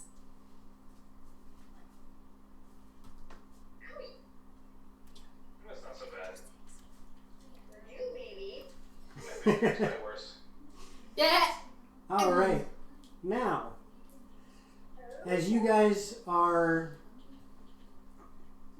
recovering from these needles shooting out in every direction. One of the little or big barrel cactuses, the one on the left, you watch as its tendrils, thank you for the cheers, you watch as the tendrils retract a little bit and it pushes itself in the sand forward and it just goes boom. Like it's jump roping but moving with it? No, like the tendrils aren't strong enough to do much and it just barely pushes the mass of it forward. Oh. And it goes thump, and lands 5 feet closer to you guys. Doesn't really sound like a going through sand noise. I'm really not sure how to make that noise, to be honest. Yeah, why don't you tell us all about it, Mirren? That did not sound like sand either. The one on the right does the same thing. You watch as it goes as it gets closer to you. Hey, Miss Fatal Pillow, miss your face. Love you. Hello. The one that is 10 feet in front of everybody, there is 1, 2, 3, 4 targets. So we will see who he targets. We'll say Mirren is 1, Karana is 2, Nivara is 3, Hakuden is 4. 2. I got 2.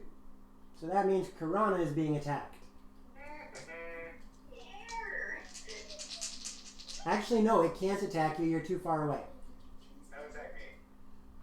No, it would attack Nivara because I just have to shift everything over 1.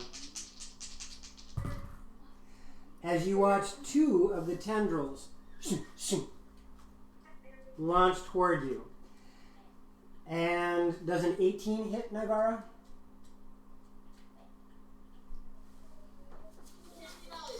Does a 16 hit?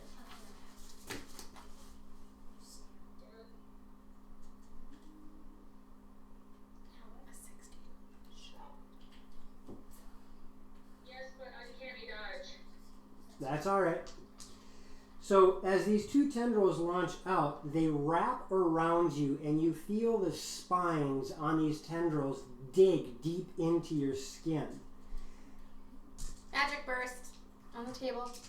The first one dealing 8, 9, 10, 11 points of piercing or bludgeoning damage to you. How much? Your dog is working. 8, 14 points of damage total. 8 of it bludgeoning, 6 of it piercing. The second attack, so before you have anything, the second attack does... Okay, you'll want to half the first one. The second one does 6 points of bludgeoning and 1 point of piercing. And these tendrils are now wrapped around you, and you are pulled 5 feet closer to it.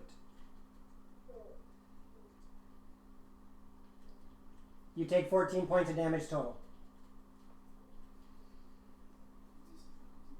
And you guys watch as this happens. It wraps the tendrils around and it pulls her 5 feet closer to it. Lovely. And that brings us to the top of the round. Vistra. Fire good. Burn well.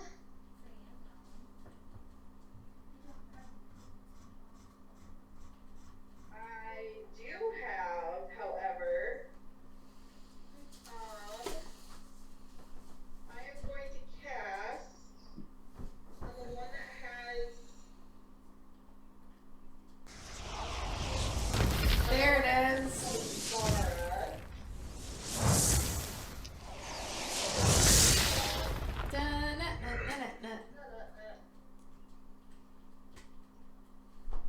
No fireball. Sorry, Cuddly Wolf. No fireball this time. Yes, it is a kitty, Miss Fatal Pillow. He's soaking up all the attention he's getting. See, that's a kitty. So are you? You're currently wearing cat skin.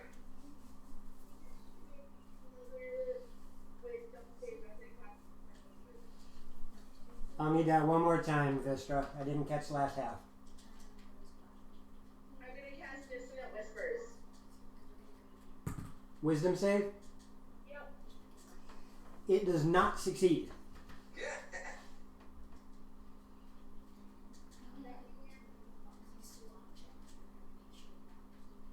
Yes. The one holding the rope. Oh gosh, where's my other D6?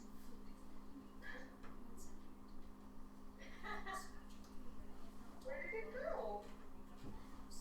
Cotton Eye Joe. No, I only have 3 here. I have 1 more. Okay. Yes. Are you kidding me?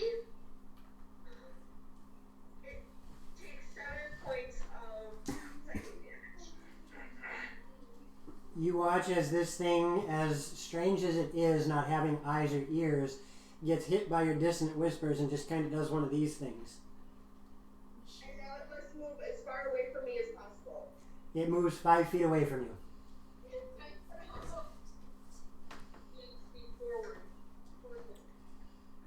And anything else, Mister? Vicious Mockery. It succeeds on that one. Correct. Ilfikir. Yes. I'm going to take one of the nat 20s on the table. 2 left. No, 1 left, sorry. And I am going to Scorching Ray. The one is still holding Navara, correct? Yes. Okay. I'm going to send my powerful ray at that one and the other 2 rays at The other 2. the other ones. Yes. Roll So 2 one hits. for each, but the powerful one is there. So the one going towards Navara, What do you mean by powerful one? the 20, 20. because I have to roll for the each of nat them. 20, gotcha. Yeah. Takes Unnatural 22 20. points of fire damage. That one is dead. Number 2 probably doesn't hit. That's only a 9 to hit. No, that does not hit. Okay. And then the third one. Is there a no nat 1 on the table? Yes. There's not anymore. Okay. Oh, that's much better. That's a dirty 20. That hits. And that one takes max damage 12.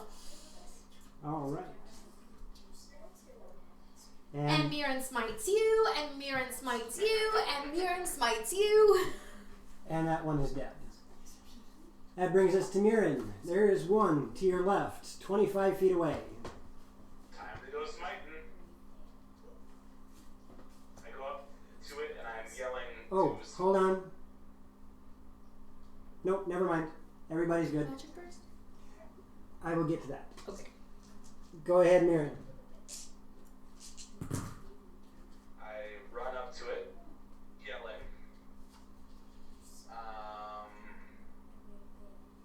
And that is a 19 to hit. That will It hit. is a 19 to hit. That will hit. Okay, thank you. No nat 1 on the table.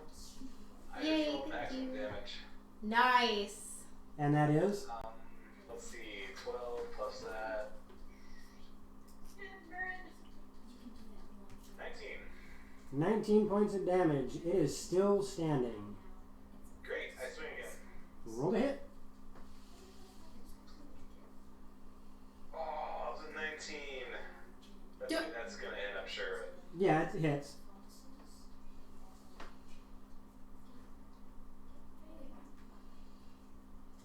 That is 16 points of damage. It is still standing. Oh my goodness. Okay, well I take 2 really good swings at it. Yes, you do, and it is oozing water yet again. Karana. Second verse, same as the first year. Roll to hit.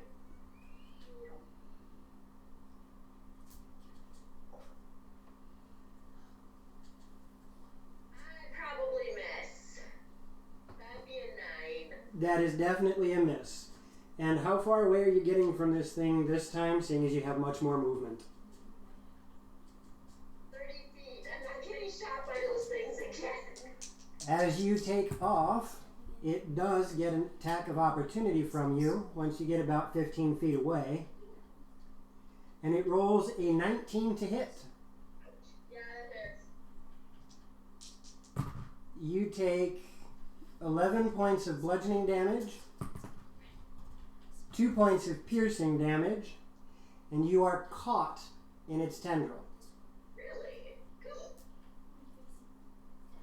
I don't think that's the right response for that. I could be wrong, but And I need you, Karana, to roll a Constitution saving throw. what? That's much better. Save. Yes. Okay, 17. All right. You feel the needles on its tendril, Yeah. and there's a strange sensation as it pierces you that you're not sure quite what it is, but at the moment, nothing seems to have happened. Hakadin Nagara.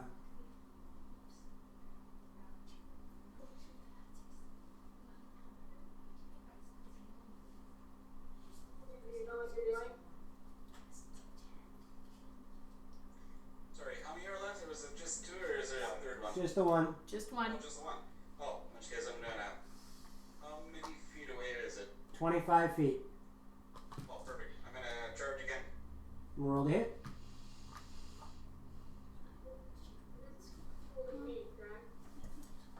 Pardon? No, it's too late. Oh, that works good. Yeah, this is not the one that's holding her. The one that was holding Karana is dead. Does an 18 hit? An 18 does hit. In which case that is.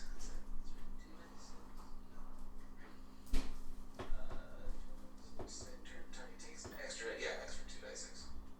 Okay, and then yeah, okay. So that's 10 plus 15, 16, 17. 20, 21. So that'd be 21 points of damage, and it has to succeed a DC 14 saving throw. I need a dexterity saving throw from Hapudin and Mirin. Mirin at advantage. As this thing once again keels over from the charge from Hakudin's form. 15.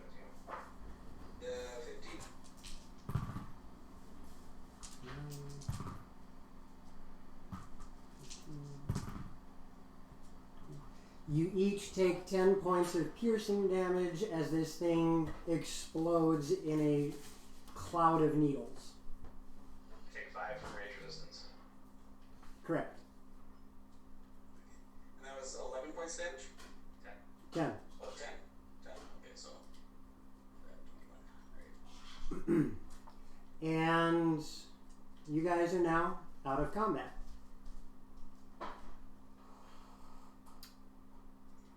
Well, then I'm going to drop my beast shape. Are there needles still stuck in me? As you drop your beast shape, you fall to the ground and take 6 points of bludgeoning damage. But you said it, pulled me down. I said it pulled you towards him, yes, 5 feet. Okay, so I dropped 10 feet. Graceful. Wait, if she was 10 feet in the air and it She was pulled- 30 feet in the air. Oh, and pulled copy, her copy. 5 feet toward her. Never mind. And yes, you guys are now out of combat, and you notice that these cactuses have left a very large puddle in the ground as quite a large sum of water is escaping from them. What about the big pool of water? It's still there. Okay. I'm going to carefully try and start pulling the needles out of me. It doesn't take A lot. it doesn't take much effort. You guys are capable of doing that. It is a little painful, but it doesn't cause any more damage. I would like to go and Okay. For what? We're gonna go on break in about 5 Slice minutes. a little chunk off of it. Okay. That's fantastic. Huh? What, DM? You have a piece of cactus now? I'm gonna sniff it. It smells kind of... It smells a little strange. You've never sniffed a cactus before. It smells succulent. A little bit sweet. And then I'm gonna go. It tastes kind of sour. She licked it, now it's hers. Right. It tastes kind of sour, but that's about it. I'll take a small bite. And if my tongue starts to go numb, I'll spit it out. It just has a slightly sour taste. Not in the lemon or lime type of sour, but imagine that. It's not rotten sour, just a sour flavor. We're gonna taste this, and I'll chuck a chunk at him. Okay, still in giant elk form, be like, And again, you bite into this and it tastes a little bit sour, that's all. But it is very juicy. Can we try it and make a candy out of it?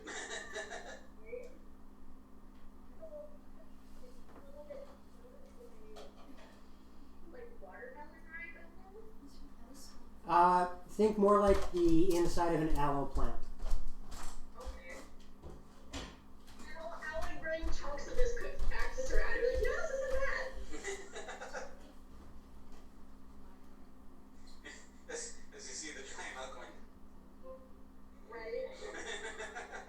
So what would you guys like to do now that you have an oasis and some dead cactus around it? This computer is like losing gaming gear device. It's mine. I have a Facebook Messenger blowing up, and I'm not sure how to mute it. Don't. Is it a Chrome tab? No. Well, yes, kind of, but it's So, tiny. what time of day is it, DM? You can mute the Chrome tab. It's mid-afternoon. Mid-afternoon? Click on the tab. Alright, well, do we want to... It's my. I'll wait till they're done. It's the computer notification. Go to Chrome. Just. Do we want to stop for the day, or do we... I mean, it's only mid-afternoon. Should we keep going? We should rest for a short period and go, I think. Alright, I'm fine with that. Let's take an hour and lounge. I want to go swimming. As you guys... It's very cold. a large size oasis, correct?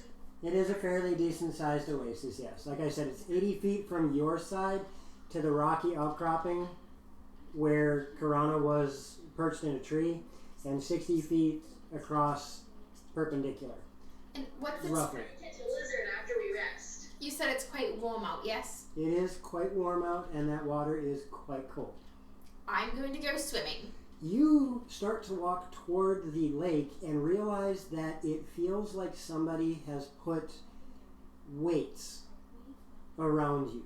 You are moving extremely slow, as if you are being pulled into the ground by some extreme amount of gravity.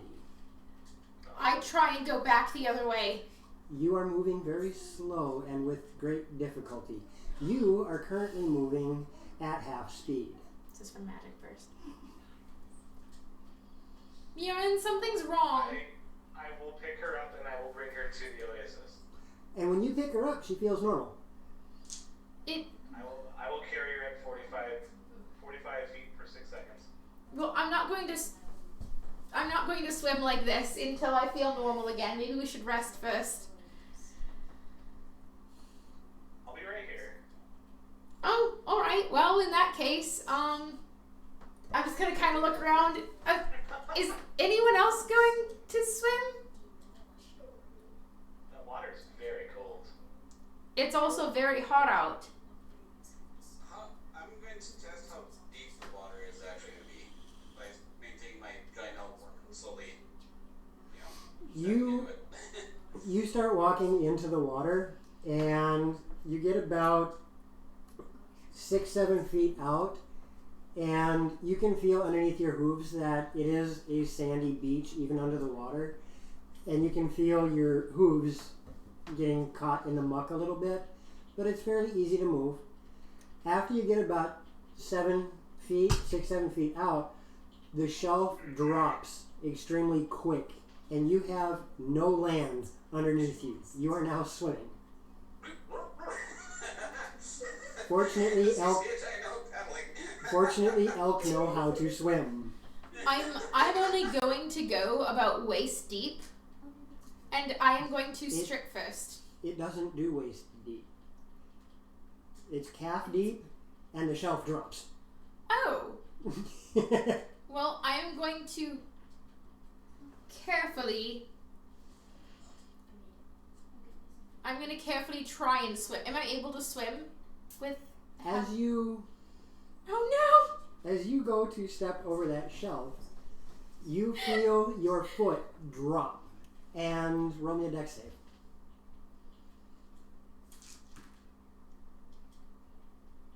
5? Your foot drops, and you cannot catch yourself as everybody watch. Ilfakir goes, "Poof," and she is now underwater. Oh, yes. Can I grab one of the elk's antlers? No. Okay. She's by me, right? She's near you. Can I try and swim? You can. It is extremely arduous trying to swim, but you do manage to get yourself back to the surface. Only it is extremely difficult. You are tiring significantly faster than you normally would swimming, as you feel yourself being pulled. Something's not right. I'm being pulled under the water. Can I stay on the surface, or am I being like... You are currently able to stay there. Okay. Everybody else has hopped in the water to assist. Oh, Krabby! He's like a Loxus Bird 2, the remake. That's why everybody jumped in the water after you.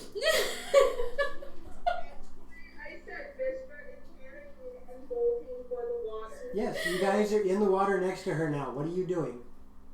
Trying to make sure she doesn't drown. Okay. Lifting her with my antlers. Okay. Just like go under her hair and go. I feel sacrificial. I'm naked in the water on elk antlers. You are no longer underwater. You are now on the elk's back. The elk is now your flotation device. I am like Water Lady Godiva naked on a swimming elk. Yeah, that's a thing now.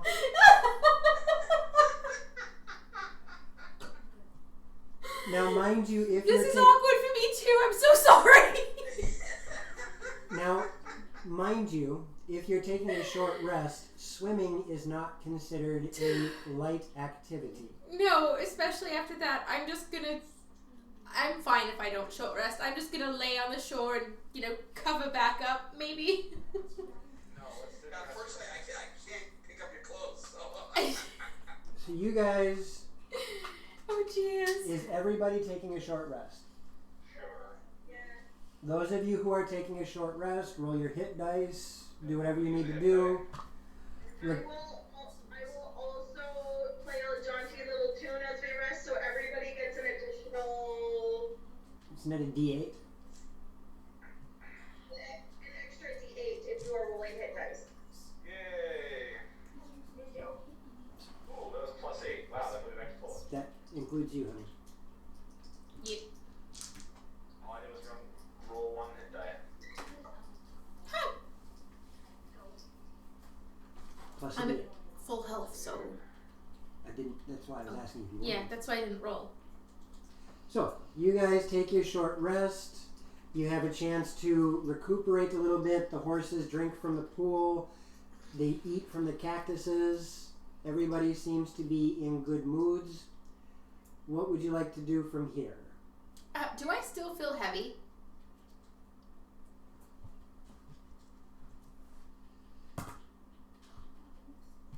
No. feel normal now, but for a minute there, something felt wrong with my magic. Like I was being dragged down into the earth. Thank you for saving me. Thank you for letting me naked surf on your back. They don't make a card for this. Better call Hallmark.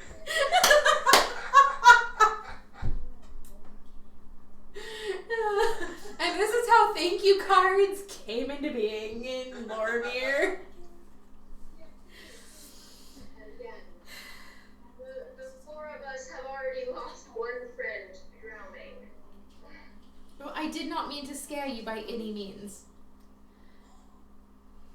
Like, I don't think Dorothea is here. Her heart can take another scare like that. I can shock and grasp her again and bring her back. Are you trying to uncover our fool? No. Just let your make the heart. Wow, that's so much better.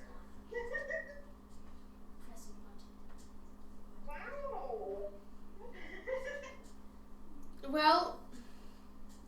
Well, Worst case scenario, if that does happen again where you can't swim, I can dive in after you and get you out of there. well, I normally swim just fine. It just something was wrong with my magic. But It seems to be happening a lot lately. What do you mean something was wrong with your magic? I cast a spell and then I felt strange afterwards. I mean, there's been some weird things happening with magic the last 6 months. This is true. Shall we continue on, or shall we? That would be best. Yeah, I think we'll continue on after the actual party itself takes itself a quick break. Yay, break. We're going to grab some food, some drinks. We're going to take a short rest ourselves, and we will be back in about 20 minutes, half an hour, somewhere in that time frame. See you guys in a bit. Sounds good. Bye.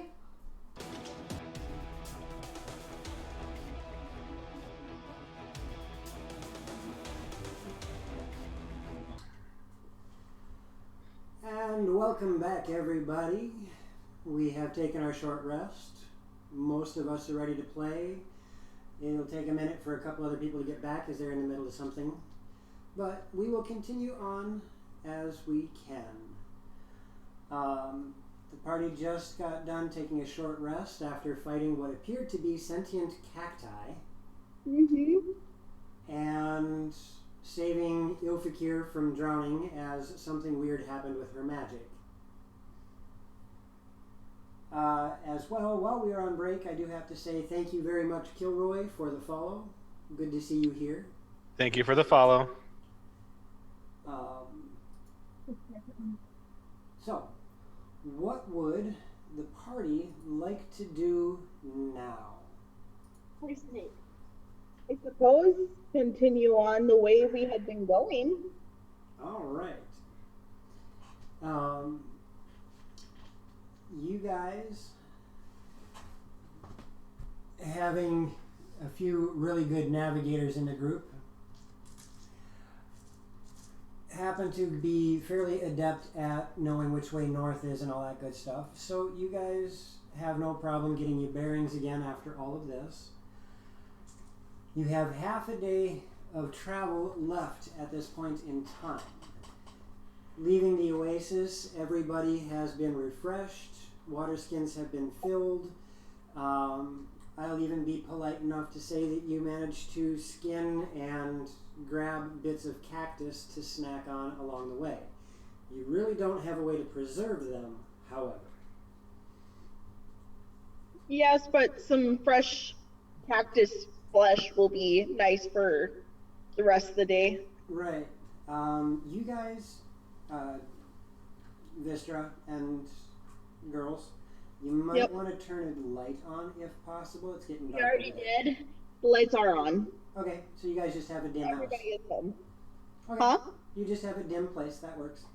I'm sorry. That's all right. That's the problem My camera's kind of dark too, so it is what it is. So you have half a day's travel. Is that any better? Yeah, a little bit. Okay, I just turned the brightness on my laptop. There you go. So, No, there's no place to plug it in. don't worry about it too much. It was just a With thought. a spin. My laptop's plugged in. And also, Twiz, does the audio sound any better to you? The router. I don't think we want to unplug the router to plug in a lamp. Nope. I'll just yank it out. Okay, so changing it like I did worked like a charm. Perfect. Thank you for that. So, you guys start heading a bit north by northwest and start working your way. There's not much that happens for the rest of this day as you guys have a chance to regale yourselves with laughing about the oasis and things that happen there. While you guys are traveling like this, is there anything that you guys would like to work on? Is there anything that you guys would like to talk about? As much as possible, I think what I would like to do is to be keeping track of terrain and all of that to help Nivara fill in her map. Right. Nivara, are you going to be basically filling the topography as we go? She had already said she would be. Okay, so that's what I would like to be assisting with, if at all possible. Okay. Melissa doesn't like that idea. Apparently. So, about this dragon that we're going to face, can you tell me any more about him? Well, he's got wings, and he flies, and he's scaly. And he also has That's the obvious. Naaman's giant mansion. That's different one. And wrong spell. How am I supposed to know what the spell's called? It's Mordekainen's Magnificent Mansion. For Leo? you, Mirren, seeing as you're keeping track of dates and all that, it is now the 1st of Tel. T-A-L. Can you spell that for T-A-L what? V is in Victor. Thank you.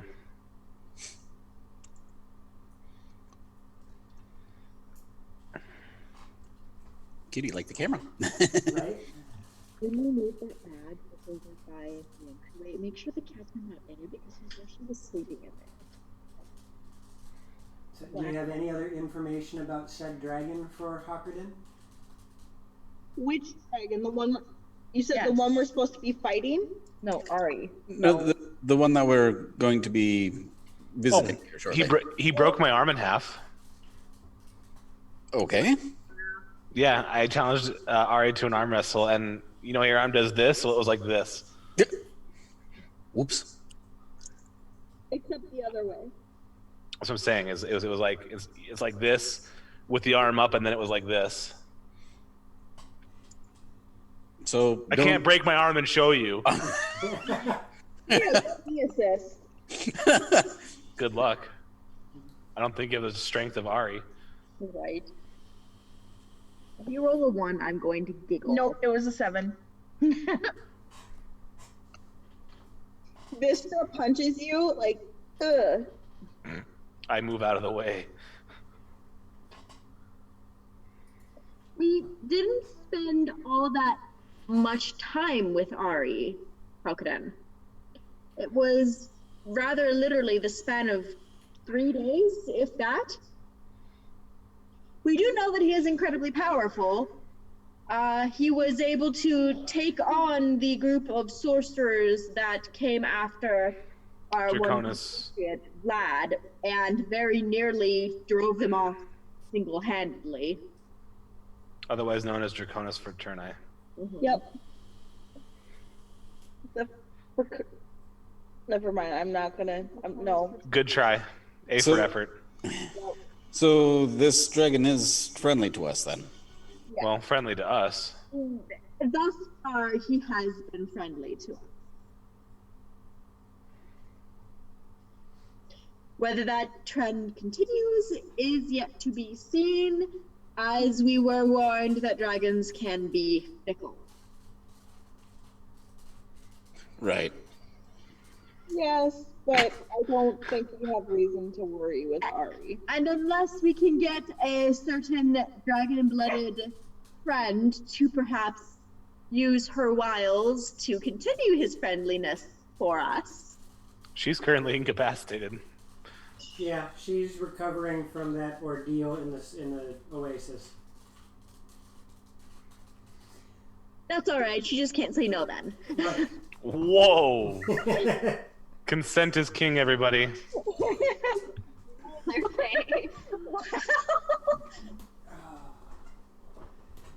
I mean, so what's the plan with dealing with Ari? Well, Yeah, let's swiftly move on from that, please. All right. So we will say that you have traveled on into the night, set up camp, and. Well, she's already said she wanted to, so. You guys.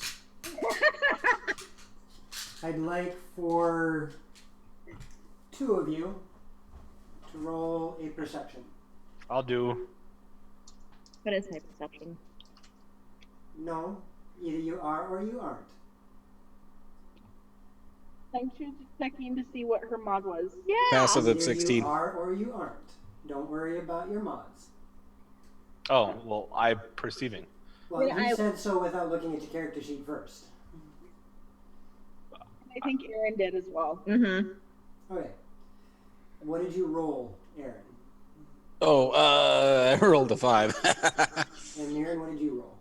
16. 16?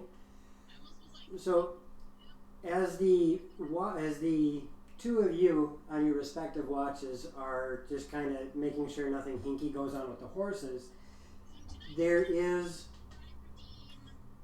on Hawkiden's watch, nothing, you don't notice much of anything.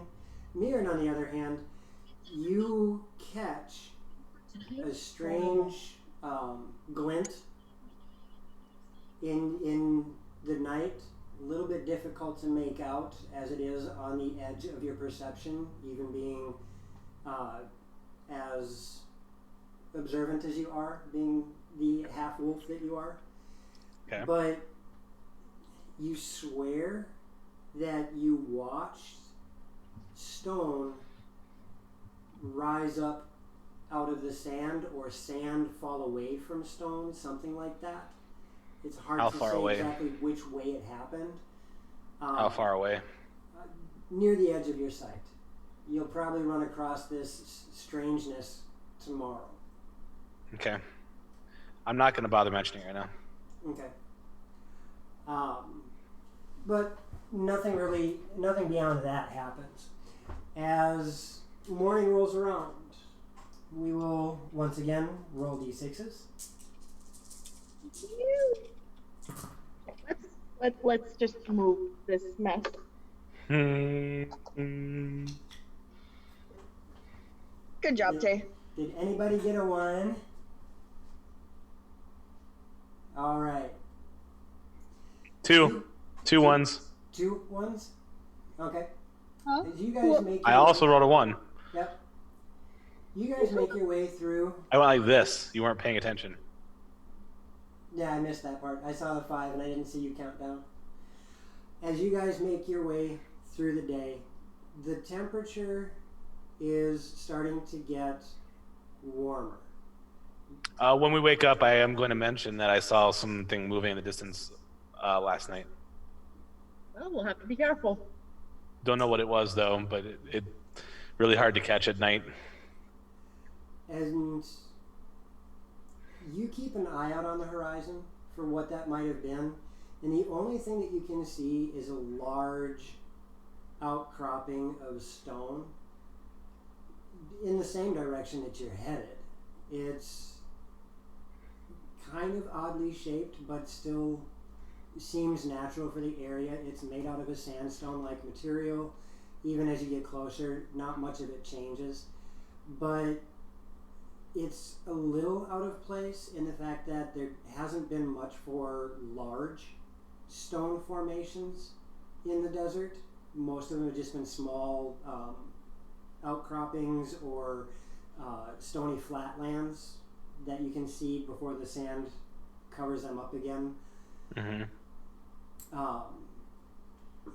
As you continue forward on your journey, you get closer to this area, and it winds up being fairly large.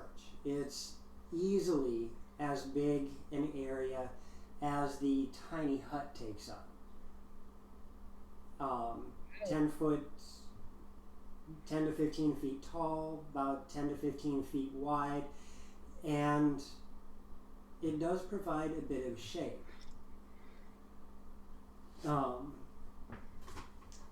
While you're traveling through the desert.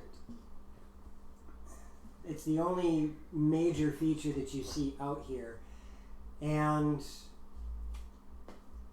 as you continue to get closer, you notice the wind is starting to whip up a bit more in the area. And I need everybody to roll a perception. Woohoo! A 20? Oh yeah. Not bad. Which means 21.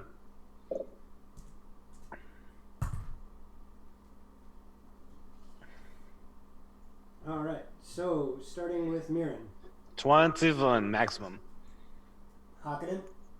22. Sorry, what? Me? What was yours, Vistra? 24. Karana. 23. You should have done it first. Naivara. What the hell did she just say? Passive of 15. Oh. What did you roll? Yes. Well, then move your shit. Language, Missy. Move your crap.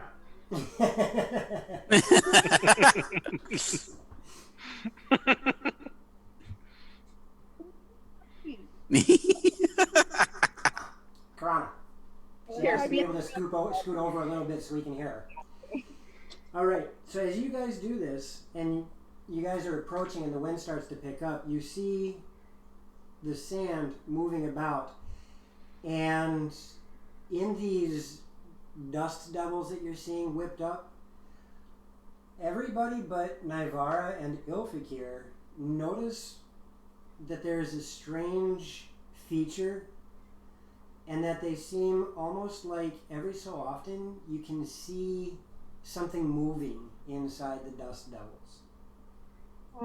You guys see that? It's moving. It looks odd. Most definitely. Almost like a Tasmanian devil of sorts. What on A earth? what? A devil of some sort? Perhaps a wind Perhaps. elemental? Oh, I hope not. I don't like elementals. Yeah, not after last time. Oh, yeah, because didn't we fight a wind elemental when we fought the druids? No, an earth. Oh, okay, never mind. Yeah, when we were kidnapped by the evil not druids, we had to fight some earth elementals. They were druids. They are not druids. They are not druids. Even in the mines, we fought earth elementals. Are we approaching them, or is it approaching us? They're moving about erratically. Oh, okay.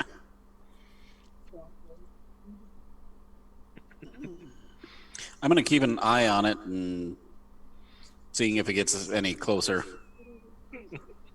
About how fast do they seem to be moving? They're moving at a good clip. They're moving almost as... they're actually moving faster than you guys would normally. They're moving pretty quick. But it's extremely erratic, and they don't seem to be in one place. They're scattering all over the place. And there's 4 of these that you see. Some of them off to your right, one of them off to your right in the desert, one of them off to your left in the stony outcropping that you saw, and 2 more kind of randomly in between there, and they're moving about very erratically. But again, every once in a while it appears that something's inside them, and it's hard to make out.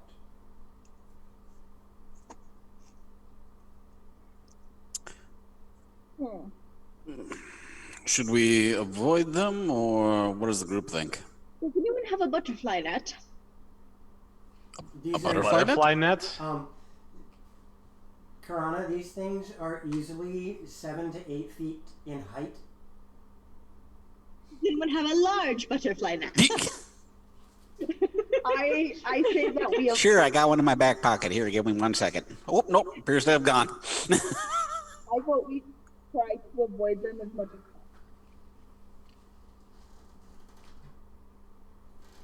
Okay, how are you going to go about avoiding them? And it's by the rocky outcropping, correct? The rocky outcropping is the only thing there that's not desert, so it's a point of reference.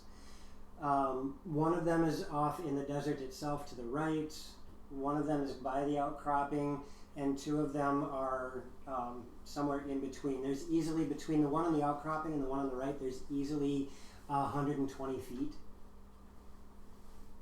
Wow, that's big. Let's see if we can't ride around to the outcropping. After all, that will provide us at least some shelter and perhaps a means of defense if whatever that thing is out there is sentient or not and means us harm. I agree. Yeah. It almost certainly means us harm. So you guys are going to head towards the outcropping? It doesn't mean us harm. Yes, but in a sort of roundabout way. Right. We're taking the scenic route. Taking the long way around. So as you guys, With the prettiest of views. right, as you guys make your way, the erratic nature of these whirlwinds,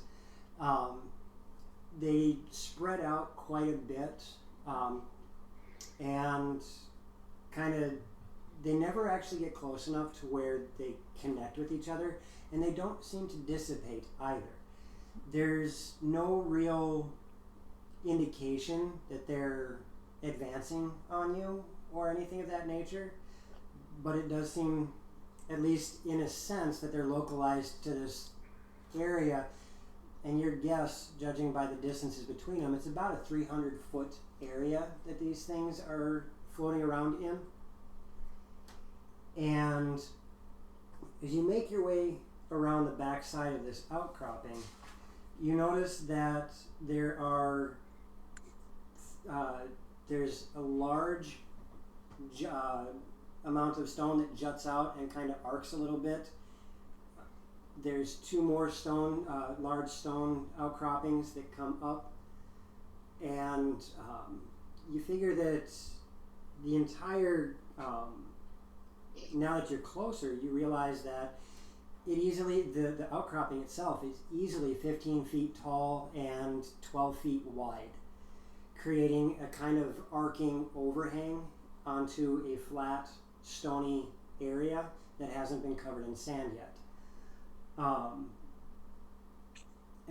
you coming around the back side of the arc, or are you going for the underside of the arc?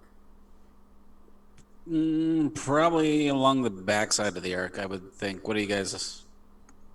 I think Yeah. on the side would probably provide us with the best option.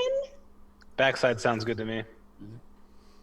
As you guys approach the back side of this, you notice that there is a bit of openings on the sides of the central mass of it that you could potentially use as cover, but it's not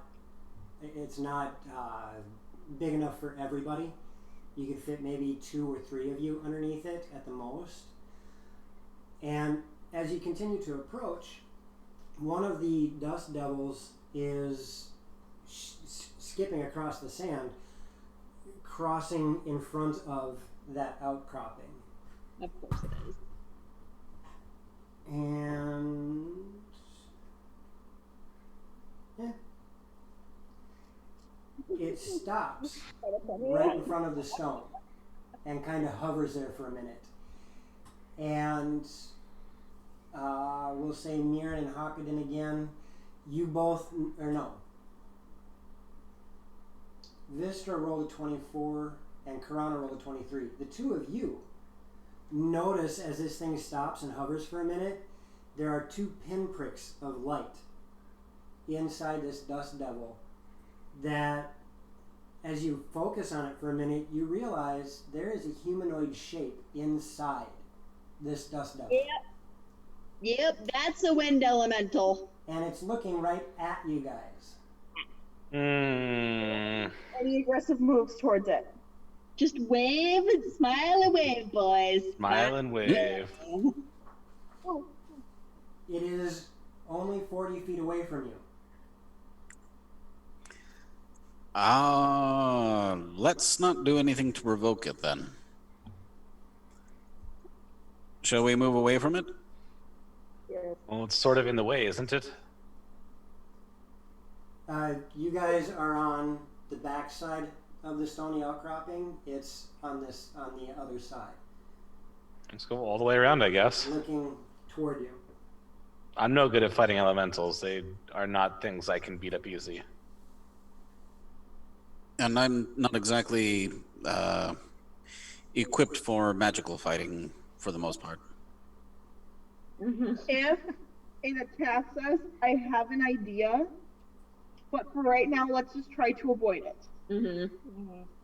So you guys are going to continue past the stony outcropping? Don't be suspicious. Don't be suspicious. Ooh, what's your knee? No, that was my ankle. That's what it is. Yeah. Have a bag of Rice Krispies, okay? I'm not hurting. As you guys make your way around the stony outcropping, you watch as this thing kind of shudders a little bit, and those 2 little pinpricks of eyes continue to rotate and watch you. As you get to the other side of the stony outcropping, you hear this cry come from it as if wind ripping through jagged rocks. Ow. And as this happens, you hear from the other 4 the same cry resonate out across the desert. Time to go. Time to go. And now I need initiative again. Great. We just want to pass through. We don't want your dust babies. Give me 1 second here. I gotta do something for my initiative sheet.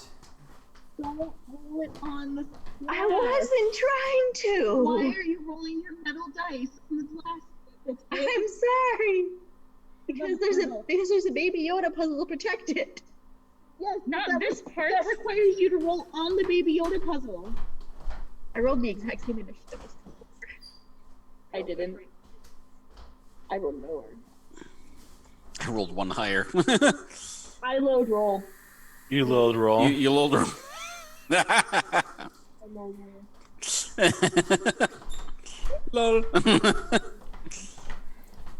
Alright.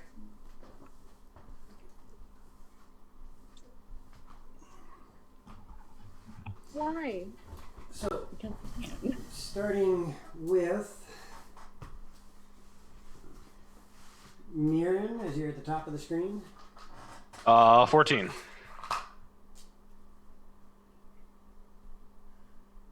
Hakanen. 9. Like horses.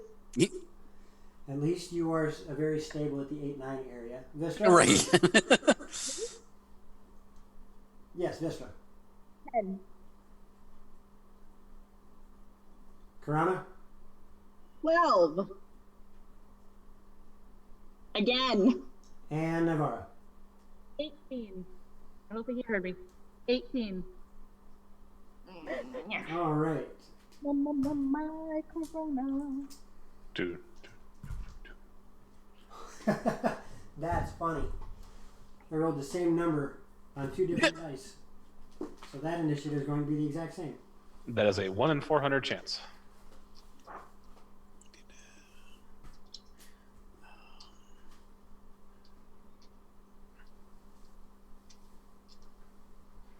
No TPK, Twisted. He really wants to see one. Yeah.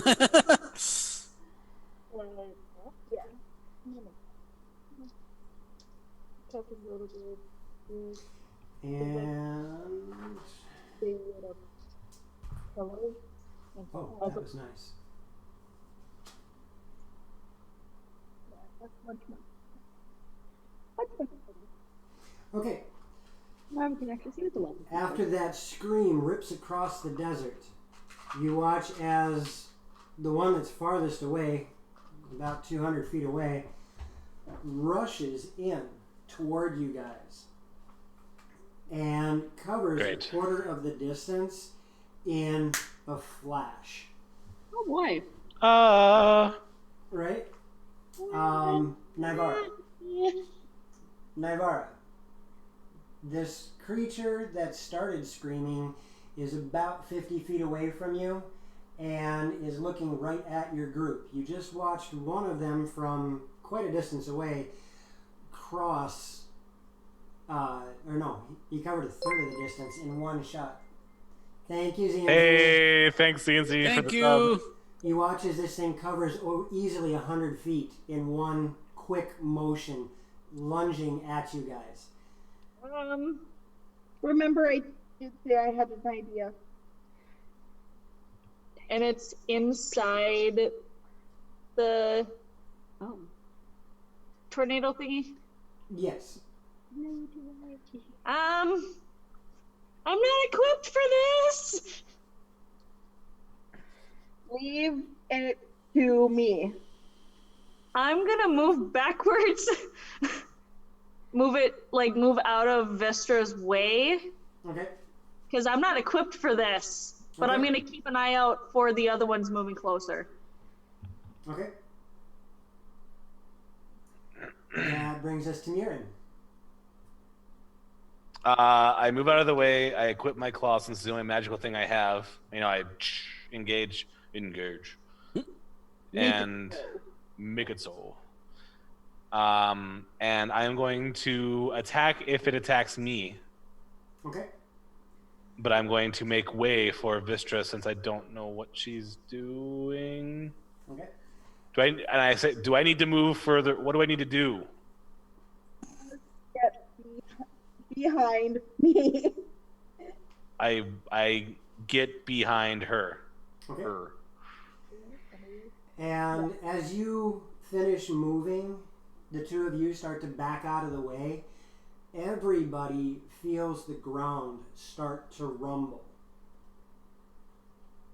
And the sand around this outcropping of stone starts to shift. Karana, Yes. your turn. Oh, okay. Well, then I'm going to make sure I am behind Vistra as she requested. And then I want to cast Call Lightning. Hello, lightning. Okay. Hello. It's me. Is it me you're zapping for? Yeah. Yes, I would like to cast Call Lightning. I'm going to call it Purdy. Okay. So According you cast Call Lightning, and that just creates a cloud of a storm cloud? Storm cloud, yes, a storm cloud 120 feet in diameter. Okay. Covers quite a distance. That is a good thing. Right? Anything else out of you? If the next one that moves toward us, I want to zap. Can you use that as a reaction? I believe I use my action to call down an attack. I don't believe it has summoning sickness. Okay. Okay. And that brings us to Vistra. I am going to spend 2 Bardic Inspiration and cast Gust of Wind. Okay. Can you read that off to me? Gust of wind, a line of strong wind, 60 feet long and 10 feet wide, blasts from you in a direction you choose for the spell's duration. Each creature that starts its turn in the line must succeed on a strength saving throw, or be pushed 15 feet away from you in a direction following the line. Any creature in the line must spend 2 feet of movement for every 1 foot it moves moving closer to you, The gust disperses gas or vapor, and it distinguishes candles, torches, or similar unprotected flames in the area. It causes protected flames, such as those of lanterns, to dance wildly and have a 50% chance to extinguish them. As a bonus action on each of your turns before the spell ends, you can change the direction which the line blasts from you. Okay. Hey, TT2KB. What's up, TT2KB? All right, so you have that going, and anything else? Didn't it hit the first one? Right? What's that? It should hit the nearest one, shouldn't it? Yeah, it is close enough. Ah. Anything else? Nope, that's it. Hakuden? I am going to hold my action. If it attacks, whatever the nearest one attacks, I will cast Moonbeam. Okay. Thank you for stopping by, TTQKB. I appreciate it. And yeah, for some reason, people always find us on break. I don't know why that is. We actually get more follows on break than we do when we're actually streaming. Yeah, we just need to stream a break. We do. We just have to Turn stream break a on. break more often. Yeah, it's starting to get closer. I gotta fix the Zoom again. Wait, hopefully in a couple of months we'll have more pictures from the next DeluCon to add to our little like break route. This camera's infuriating. So I need to roll a strength check versus your gust of wind, correct? Yeah. All right. It does not succeed against your spell. It is driven backward. And how long is the corridor of wind? 60 feet. So it is driven back 20 feet, and the dust that's swirling around it, the whirlwind that it has created around it, starts to dissipate, and you see this gaunt, almost Give up. What's that? Oh. I give up on this freaking camera. You see this gaunt creature that looks almost as if some of it is made of fire, some of it is made of ash, and all of the dust is dispersed, and you watch this half husk of a humanoid creature fall to the ground as it is driven back 20 feet by your spell. Is Naivara asleep? No. No. Right. No, she's just very comfy. And it seems to be struggling at the moment.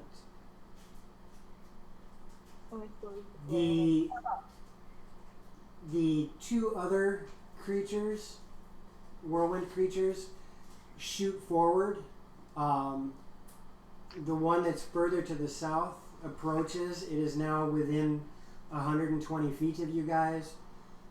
And the fourth one shoots towards you guys as well. It is now within 80 feet of you all. How we run? That would probably be a good idea. At the beginning of the next round, the first one that charged in charges one more time. It is now within 100 feet of you guys and brings us to Naivara's turn.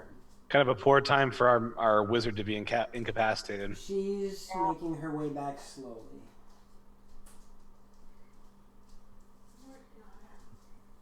So, Naivara, it is your turn. Well, my hair's a mess. What am I doing? Taya! Naivara asked, which way are you guys going?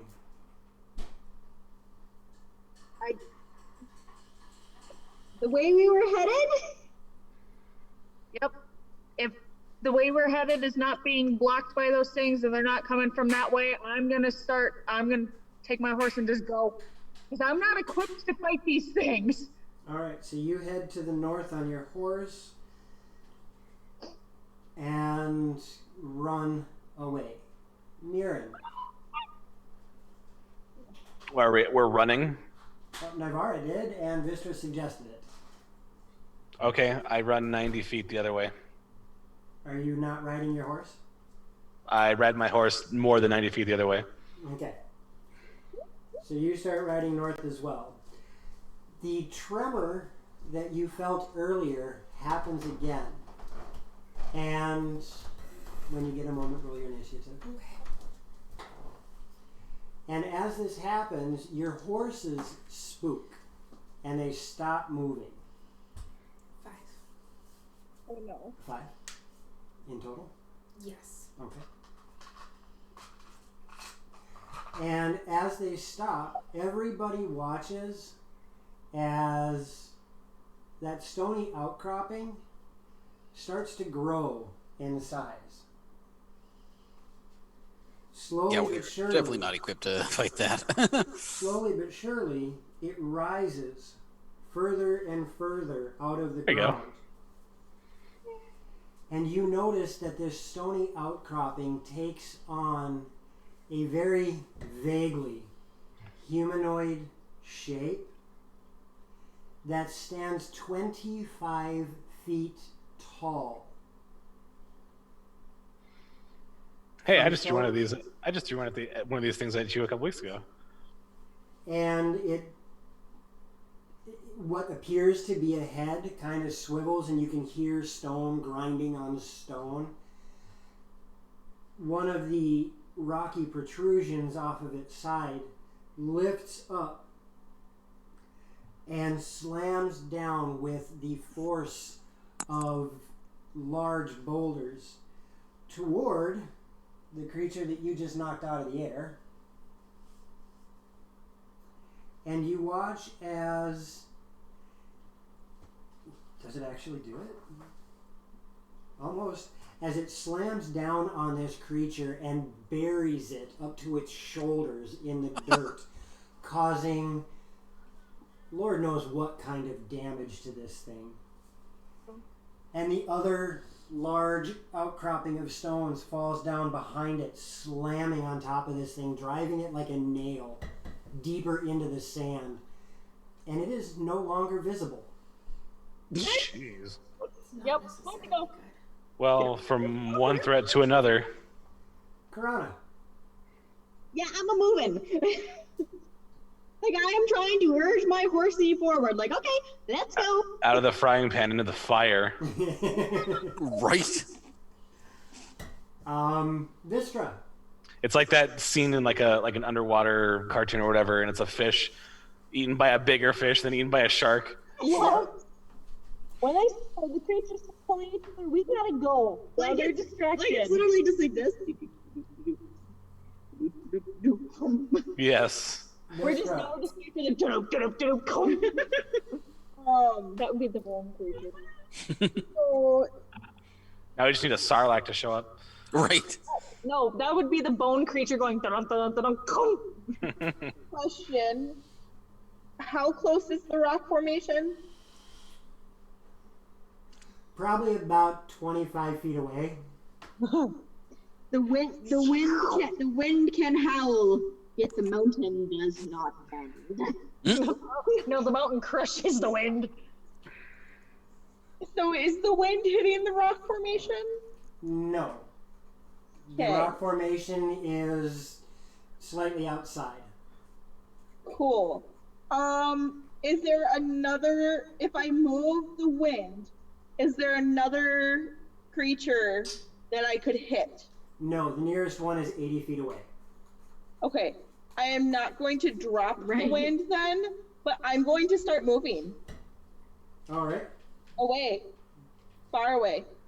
So you start moving far away, and as you do, it is Hawkeden's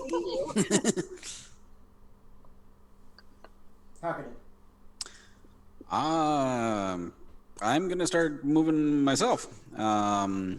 But in case if any of them charge after us or come after us, I will. Question: being that one call lightning is up, can another one be called up again? And it'll actually build off of it. Yes. Okay. We'll do 1d 10 or 12, whatever it is, more damage if there's already a storm in place. Okay. I'm gonna do that. So you're going to cast Call Lightning as well. And Yep. Radius here. you guys, nope, the radius stays the same. But there is now a gargantuan stone creature and one elemental thing inside the radius of this spell, which technically, Karana, yours would have went off. Yes, it would have because we got rushed. And what's the saving at? It should be Dex. Just a second. I can move. Oh, you're fine. Call Lightning is. I'm looking for the number. I know it's Dex. That'd be a 16. All right, he does not make it, but this is before Hawkeden cast his, so it's normal damage. Okay.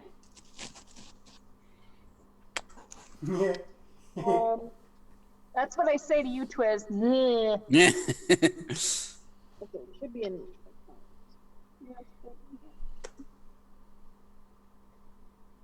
One that I wrote. Yeah, I need to make you new cards. Because it's 3d10 lightning damage on a normal. Yep, so roll 3d10. Okay. Take that. Yes. Okay, stretch.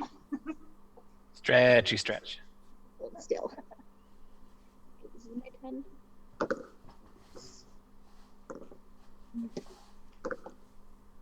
Jesus, shit damage. Why didn't you roll 3 different d10? Because that would require finding them in my pile of dice. Okay, just.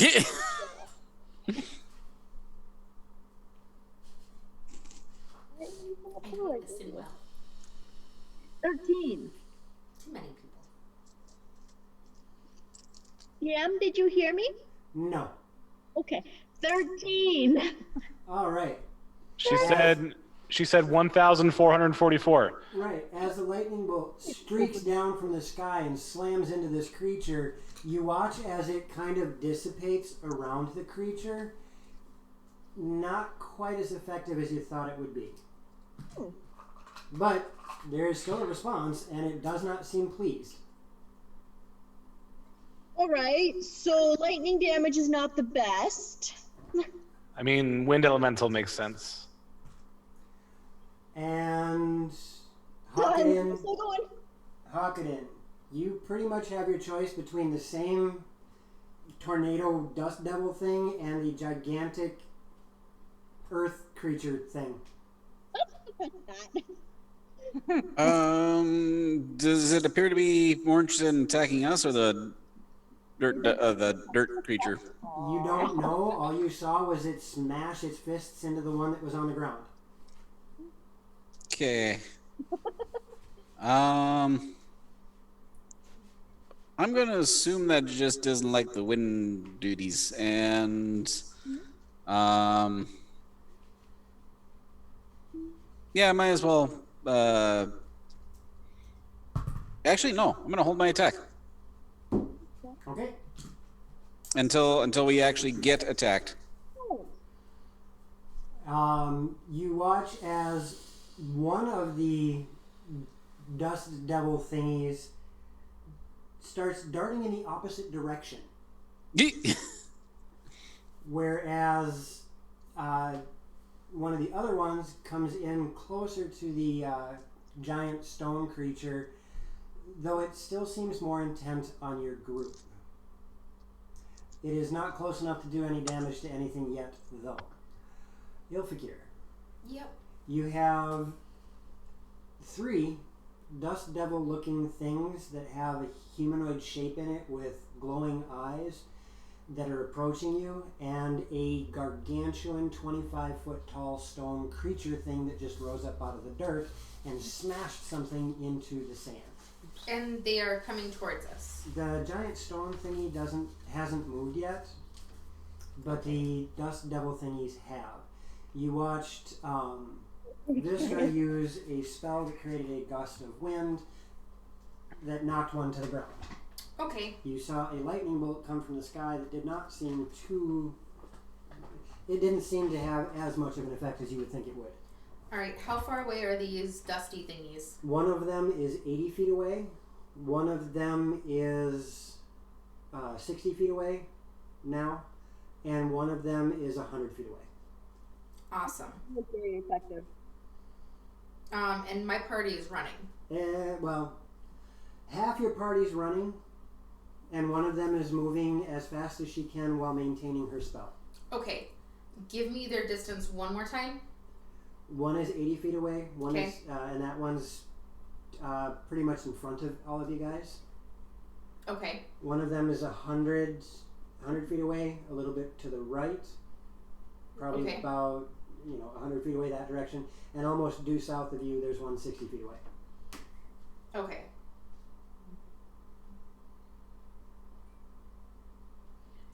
And the giant stone creature thingy is right behind you, 25 feet away. Okay.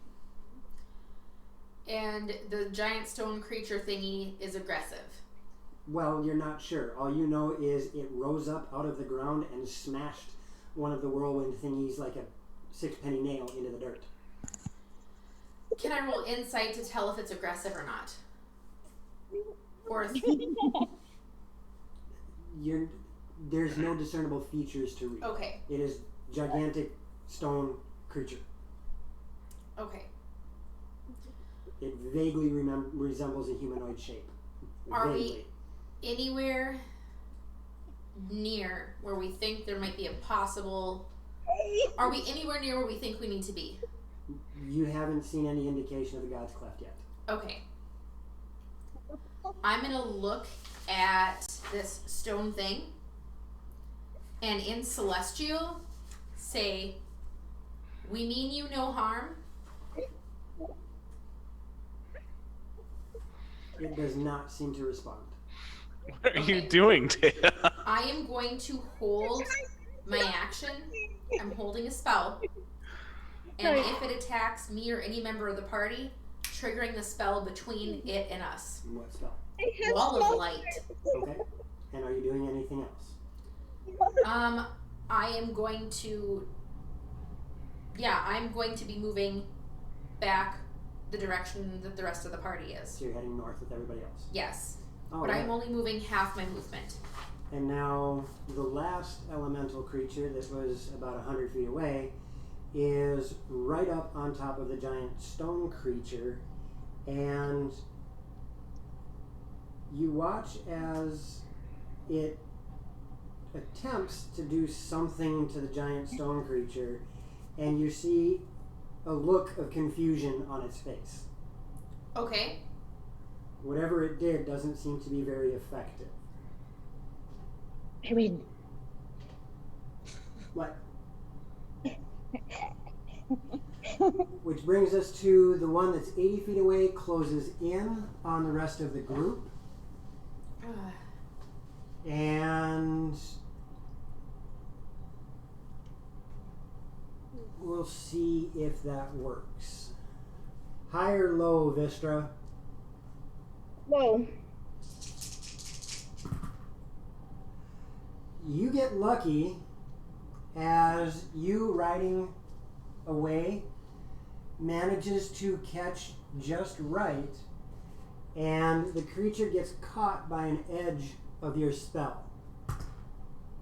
However, it is not blown back like the other one was, as it resists some of the spell, Okay. but it is not able to move forward anymore, stopping it 20 feet short of the party. Naivara. I'm still hauling butt. All right, Naivara keeps running. Mirren. I'm a melee fighter. I'm not doing anything to these. I'm running. All right.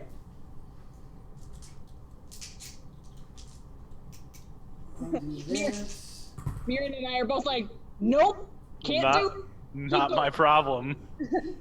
And you watch as this giant stone creature doubles up both of its fists, and everything fuses together into this large slab of stone, probably 12 feet across and 8 feet deep, as it shifts upward and slams down like a pneumatic piston, driving into the dust devil thing that was attacking it earlier.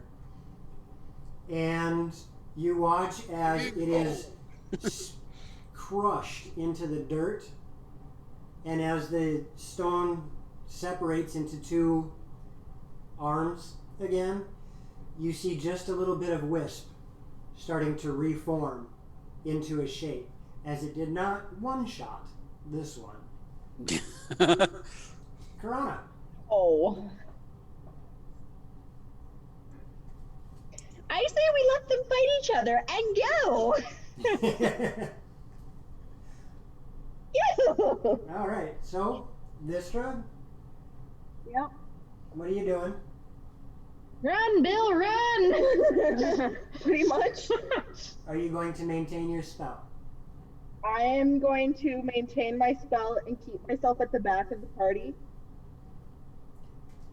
Are you going to try and double move or regular move?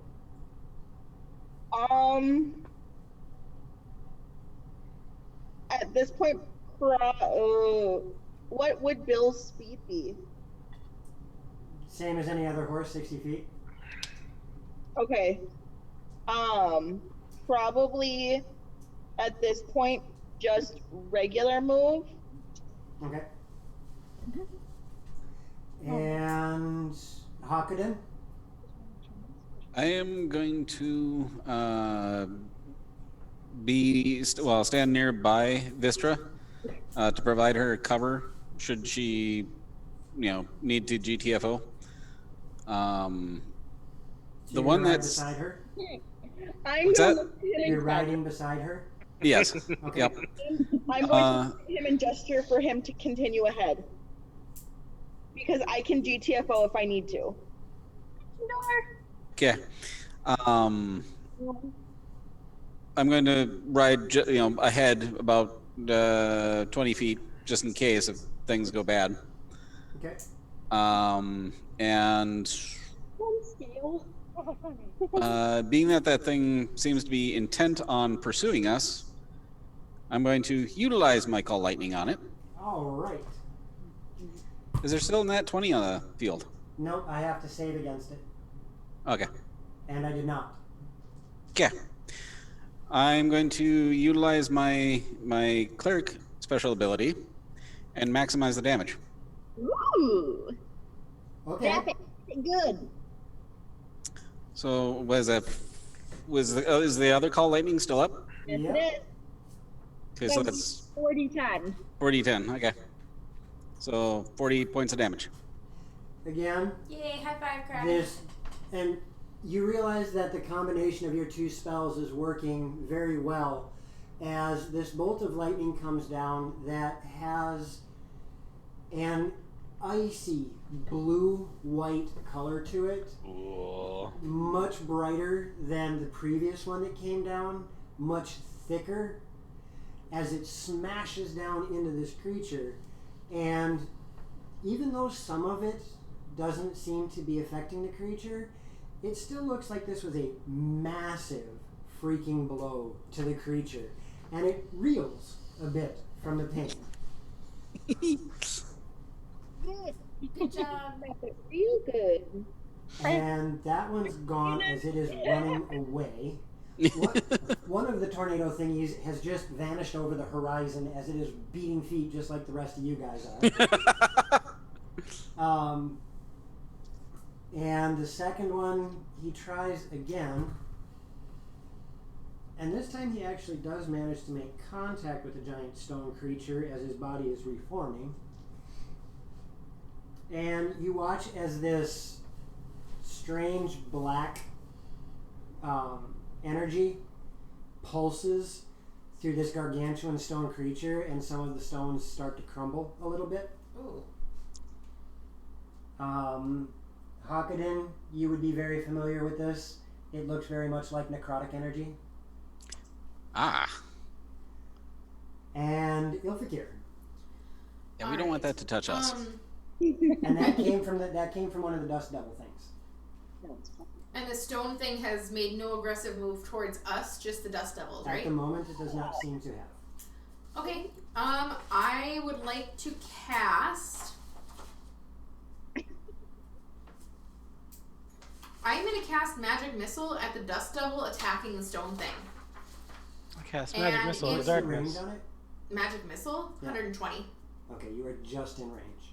How? I was 25 feet away and I moved half my movement. I should only be 40 feet away. So you're not running like the rest of them are?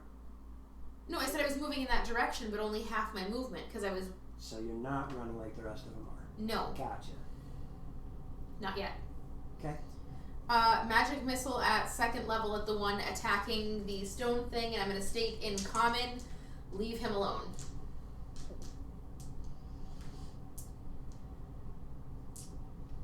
And my enemy is my friend.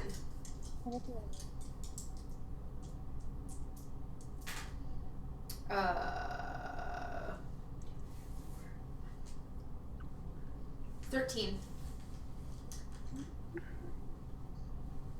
All right.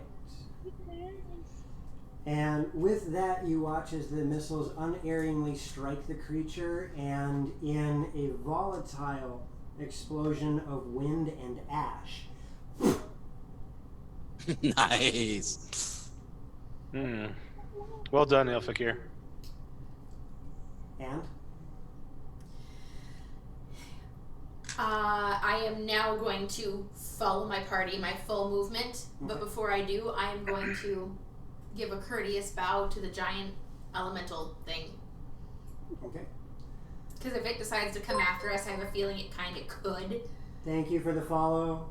Thank you. Thank you. Thank you.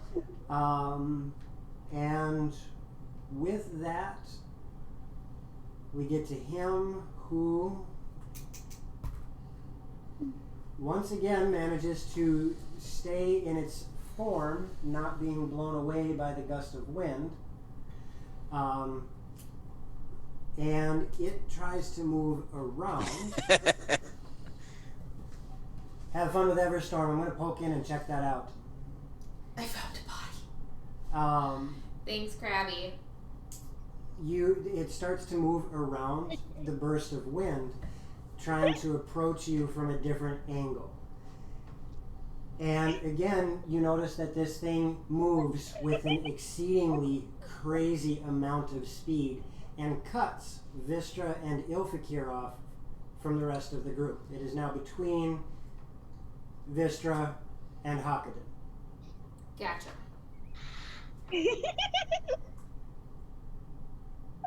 Okay. Naivar. One, I'm gonna kill Twiz. Yeah. I'm gonna keep moving. I'm honestly gonna keep moving. Okay. What is he? Make it up to you.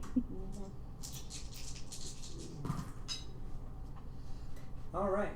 You feel the earth tremble again, even from that distance, Hakaden. You feel the earth tremble. Naivara and Mirren, you do not. We're noping out of there. Mirren, are you continuing to nope out of there? Correct. Corona, Yes. are you continuing to nope on out of there? Oh yeah. Oh yeah. Vistra, Be a little more Minnesotan, don't you? Oh yeah, you I lived betcha. up here 4 years. Oh yeah. Vistra, Yes. that creature is right in front of you now. It's one of the one of the vortex things. Yes. Okay, I'm gonna use my bonus action to. So wait, it's between me and my party. Yep. It And has there- cut you off. It has cut you and Ilfakir off from the rest of the party. Is there at least 60 feet between me and the rest of the party? It is on top of you. Right, but between me and the nearest party member ahead. No. Hakanen said he was going to be 20 feet away from you. Okay, well, I'm going to use my bonus action to angle my gust of wind to blow that effer away without hurting my party. You can't. Hakuden is going to be in the lane of that gust of wind. Okay, can I move 20 feet to the side and then do it at an angle? Yeah, you would provoke an opportunity attack. Okay, can I move 5 feet to the side and do it at an angle? That you can. Okay, I will do that.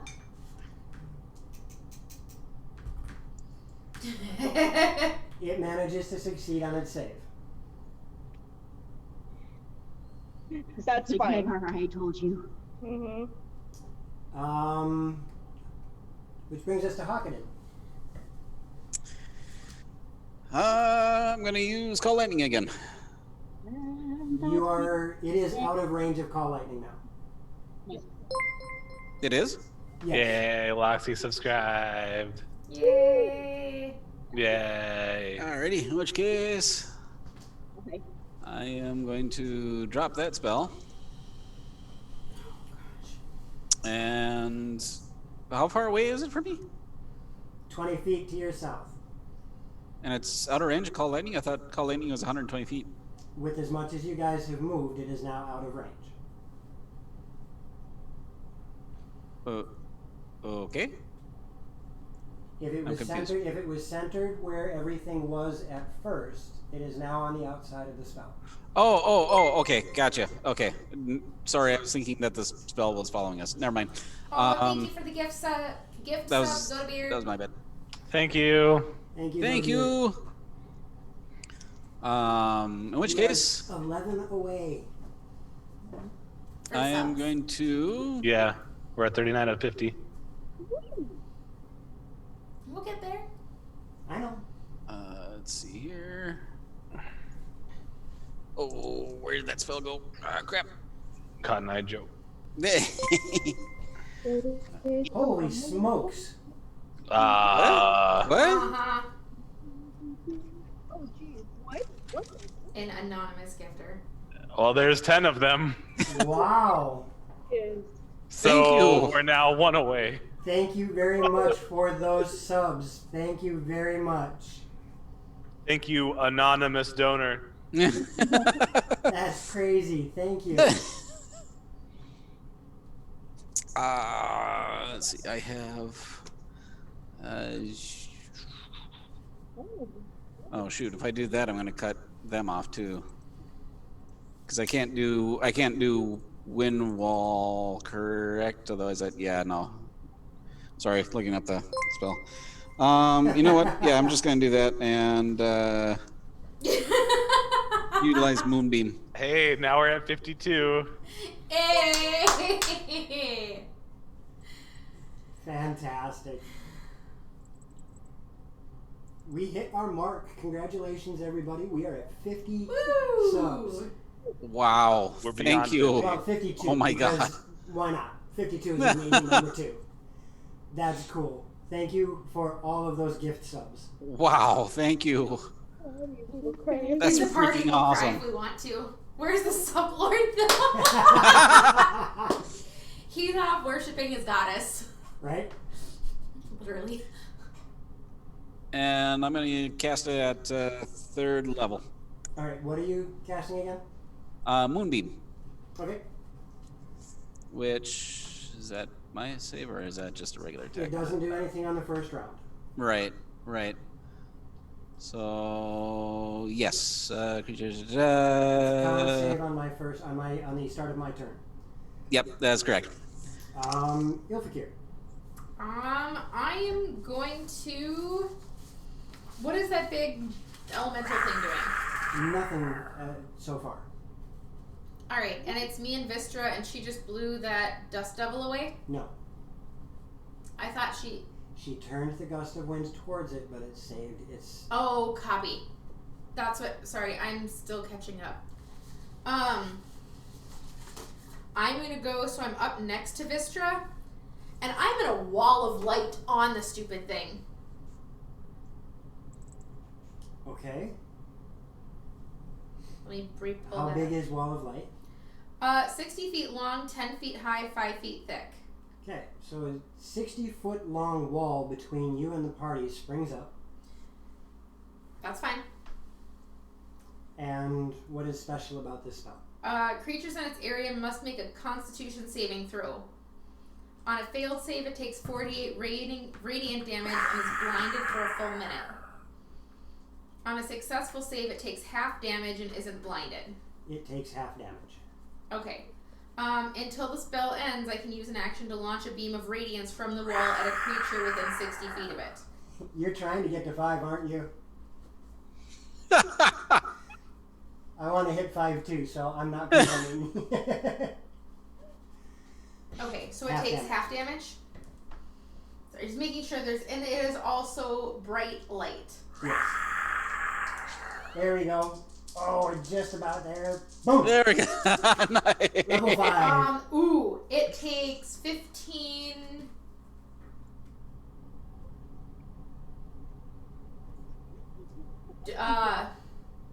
It takes 26, half of 26, so 13 radiant damage. 13 radiant damage? Alright. And it is trapped inside this wall of light at the moment. And it needs to make a con save versus that. Hockadin, roll your damage for Moonbeam. Alrighty, that should be, oops. I think it's 3d10 at 3rd level. Oh goodness. Oh, the core goes. Yay! Alright,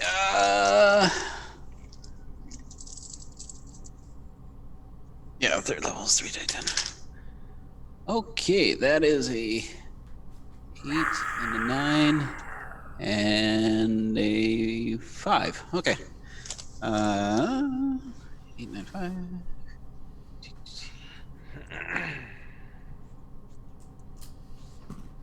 So that'd be 22 radiant damage. Nice. No, I'm gonna stay right there and kind of be protectively. 22, gotcha. And it steps through the wall, getting to the side of Vistra, and you feel this strange pull from the creature as what looks like an ashen hand reaches out and touches you. Ew. Ilfikir, you can see this. Okay. Her skin starts to... Can I use my reaction to interpose since I was right next to her? You have to speak up so everybody else can hear. Okay, I want to use my reaction to interpose myself between Vistra and this creature reaching for her. Which, unfortunately, does not help in this situation. I would roll at disadvantage, right? Because you're helping action, right? No, my intent was to put myself in the line of fire and have it hit me and not her. Right, in this situation... We'll do it this way. There we go. No. Okay. Thank you, Cosma! Yeah, in this situation, it manages to catch her just before you get in between. Okay. I rolled an 86. Oh, gotcha. And I need a Constitution saving throw from you, Vistra. If I can get up. Kind of half sorry, Twins. Oh. It doesn't annoy me. All the cheers. I love it. In that case, Twiz, let's just do this.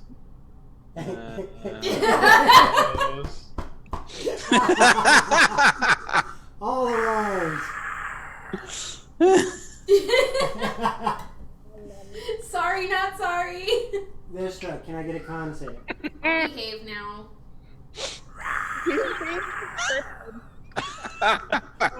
Oh, look who the anonymous donor was. I thought that was supposed to be anonymous, huh? Oh crap, he's even Yes. I can't hear Vistra. What was your con save?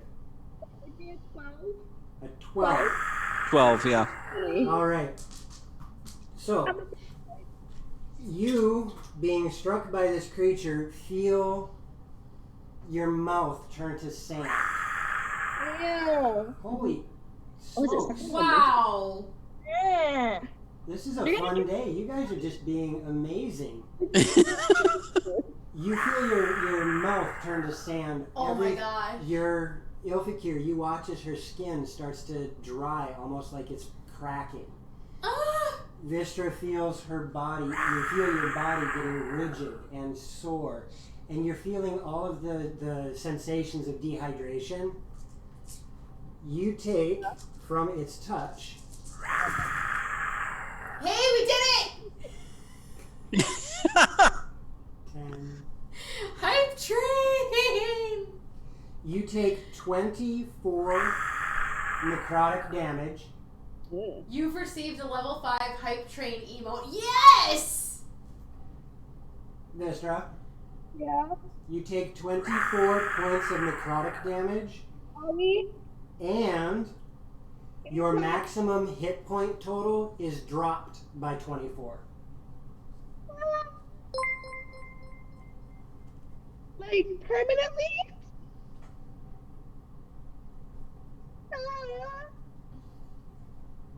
You are a squishy Just bird. converted minions? You are also stunned, which means you lose your spell, and you gain a point of exhaustion.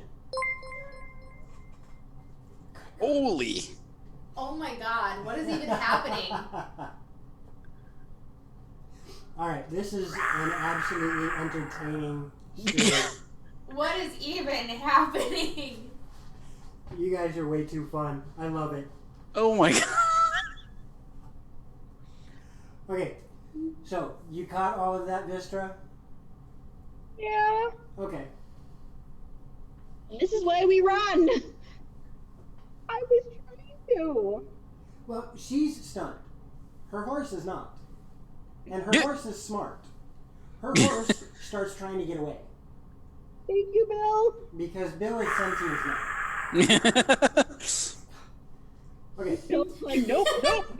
You guys made fun of me for awakening my horse. Give it a leg. Awakening a horse with PTSD would probably not be the best idea. Right. But now he can understand his trauma and be able to work and move past it. So, When eating your horse, So you're going to be a horse therapist. at this point in time, Nivara, Mirren, and Karana, you are out of combat. You cannot see the threat behind you outside of the fact that there's a giant glowing wall. And Death Star beam. Vistra and Ilfikir are not visible. Hakuden, on the other hand, is, and he's just a little bit past that wall. Do you guys want to do anything, or are you going to stay where you're at? You're easily 240 feet away.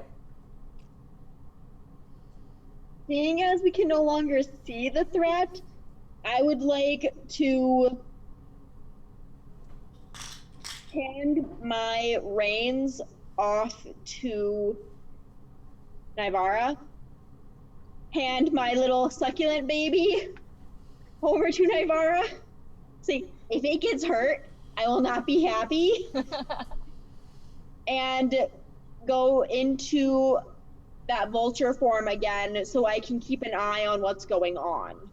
All right. Well, not seeing where Ilfikir is, I'm going to ride back. Okay, you're going to start heading back toward them? oh yeah, seeing that Vestra and Elfikir are not with us, I would turn around and be like, "Oh crap! Now we got to go back," and start heading back to help them. All right, so you guys turn around and start heading back. It's going to take a little while for you to get there. Hakuden, what would you like to do? I'm moving my Death Star beam within Death range of Star it. beam. You cannot see the creature through the wall. Oh, okay. I thought it moved. Gotcha. So you're not sure where the creature is. If you want to try, I will let you attempt to, but you'd have to roll on a percentile. Okay. We'll do that. Okay. You have to beat 70%. Beat 70%? Sorry. Don't give me the look at you. That'd be a 17%. Alright. As you try to move it, you do, and you're not sure if it's where it needs to be or not. Fair enough. Is there anything else you would like to try to do? There isn't much I can do at this point in time, being that I can't see through the wall of light, but yeah. I will hold my position and basically strafe my moonbeam back and forth wherever. Fair enough. You're like this. Do-do-do-do. Do-do-do-do. Yes. Hang on. The creature has stepped out of the beam. It is now right next to you, and you watch the moonbeam just barely strike you and Vistra as it moved frantically across the ground. Alright, I am using my action to shoot a beam of light from my wall of light to this creature. Okay. Do I get a save or anything? You get a con save, or take 48 radiant damage or half, sorry. I rolled a 19. Use a lucky point to make you reroll that? Can't do that. Why not? Because it doesn't work here. Yeah. Bullshit, reroll that. I rolled a 19. Honey. I rolled a 19. You take half of 14. And this one explodes in a burst of dust and ash. Cool. Yeah. I gotta say it louder. Joe! You guys are for the Joe. This? What? Did you not hear? Did you not hear Taya? He said, No. Joe! She said DM, and then she said Joe. What? Raising your hand and asking nicely. I'm not looking at the screen. I'm sorry. What? Is it possible to have Moonbeam be horizontal? Not that I am aware of. 5 feet tall, but have it be 40 feet across, horizontal off the ground. Not that I'm Hey, aware of. Limbo. Oh, it's so cool though. I know. Like, because it just has to be on the ground. So if you could just like, connect So the answer to that is 5 called. feet high, but 40 feet across. The answer to that is called spellcraft. Learn how to make it yourself. That would be cool. You know, that's a very good thought, Mira. Moonbeam. No, call it Moonstream. Yes. Stream. You guys are, for all intents and purposes, out of combat. What is No, the giant it's stone the, thing the doing? ankle thing. You What? don't Do you guys see it. remember the ankle thing You where just when see our a ankle stone had like outcropping a out of the yeah, desert. and you Oh. skipped it, and if you crack somebody with it, you like Not broke their cool. femur. Or you crashed yourself in the leg. Okay, so we're out of combat. Yes. Don't cross the moon streams. I need you to roll another con save, Vistra. Another con save. Yes. And then I will drop my wall of light if we're safe. Oh no. Do we even know that one? Yes, we do. Thank God. Not anymore. I'm riding straight to Ilfikir. Oh, Alright, so you are still stunned on your horse. The wall of light drops, and the party can see each other now. The gigantic, gargantuan stone creature is not visible, but that stone outcropping you guys saw earlier is. I think that's it. Vistra! And I'm gonna go over and see if I can, like... Roll a medicine. somebody put some water down our throat. That's a 4. Yeah, she's stunned. Damn You're it! not exactly sure. I'm gonna, like... She's out of it, and you're not quite sure how to bring her back. I'm gonna look at the rest... I'm gonna... And she looks very dehydrated. Okay, I am going to... I'm gonna pour out half of my water skin and use control water to, like, make it splash her. She is now wet. Make it Why didn't you just pour it on my head then? You just had to do it the cool, magical way. Yes. Little blob of water. Mirren, there's something wrong with this girl. She looks dehydrated, and I watered her, and she's still not better. Maybe the druids should look at her. I don't know. I do want called. Oh. Because will accept you as their leader. They'll have to take it by force. All right. So what are you guys doing with this situation? As you guys finally meet up with each other. I'm going to release my moonbeam, and then head over to Vistra and try. She's stunned. Does that mean that she can she drink or anything like that? If I were to put water in her mouth, or for all intents and purposes, she is knocked out. Oh, okay. I'm gonna try to revive her. She's how? You just watched as Ilfakir drenched her, and it didn't do anything. Okay, I'm going to try. Actually, I'm gonna cast Cure Wounds on her. Okay.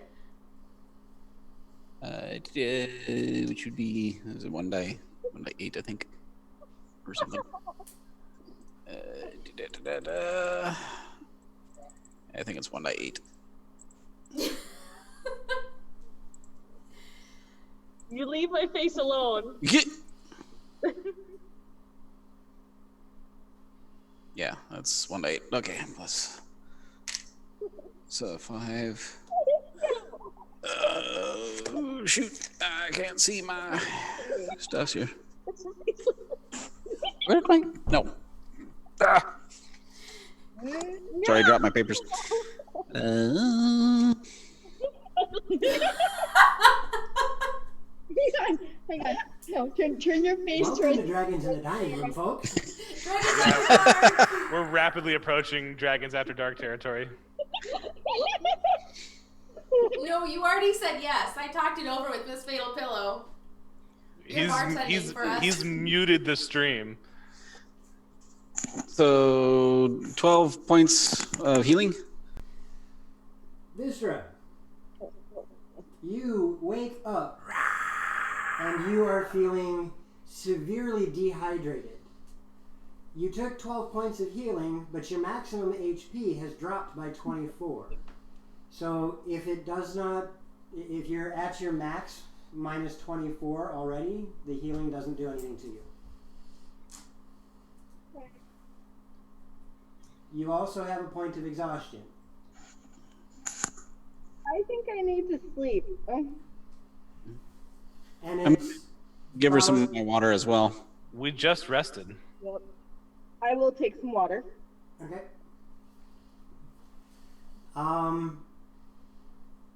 Roll me a wisdom save. Oh dear Lord. Why are you doing this to me, Joe? Are you? 12. 12? Okay, actually that's just fine. As you start to drink the water, you catch yourself guzzling it. That feeling of dehydration just won't go away. And you catch yourself realizing that you are guzzling this water, and if you keep at it, it's probably going to make yourself sick. So you take and cap the water and be like, here, take it back before I drink all of it and kill myself. Water poisoning is a thing. Yep.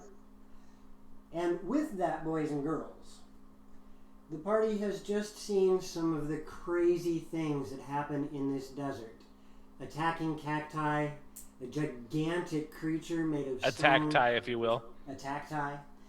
And some It's the first time all night you said cacti, by the way. Second. And these dust devil thingies that are just brutal. And they're still trying to find their way through the desert to wherever Ari might be hiding. I miss my Ari. we will catch you guys next time on Loromir to see what happens and if they do manage to find Ari. Tomorrow will be Mad Mage. And a big thank you goes out to Syrinscape for the audio that we're using. An even bigger thank you goes out to our chat as all of the cheers, subs, donations, sub-donations, and just straight up shenanigans happened. That was absolutely fun. I'll ask you after stream. So, we will catch you guys tomorrow. Keep your eye open in 5 days. The first DCC game will start on TT2KB's channel. Watch it, enjoy it. Do not talk about it on any other stream that's doing it. We want to be surprised by what happens. But please, enjoy. Show support and cheer on your favorite group, whether it be TT2KB, Kobold, Grouch Couch, or us. Cheer them on. And hope for the best that we don't TPK before we even get away from the first room. We will do this! Catch you guys later. Thank you for joining us. Have a good night. Have a good night, guys. Bye. Bye. Stay safe.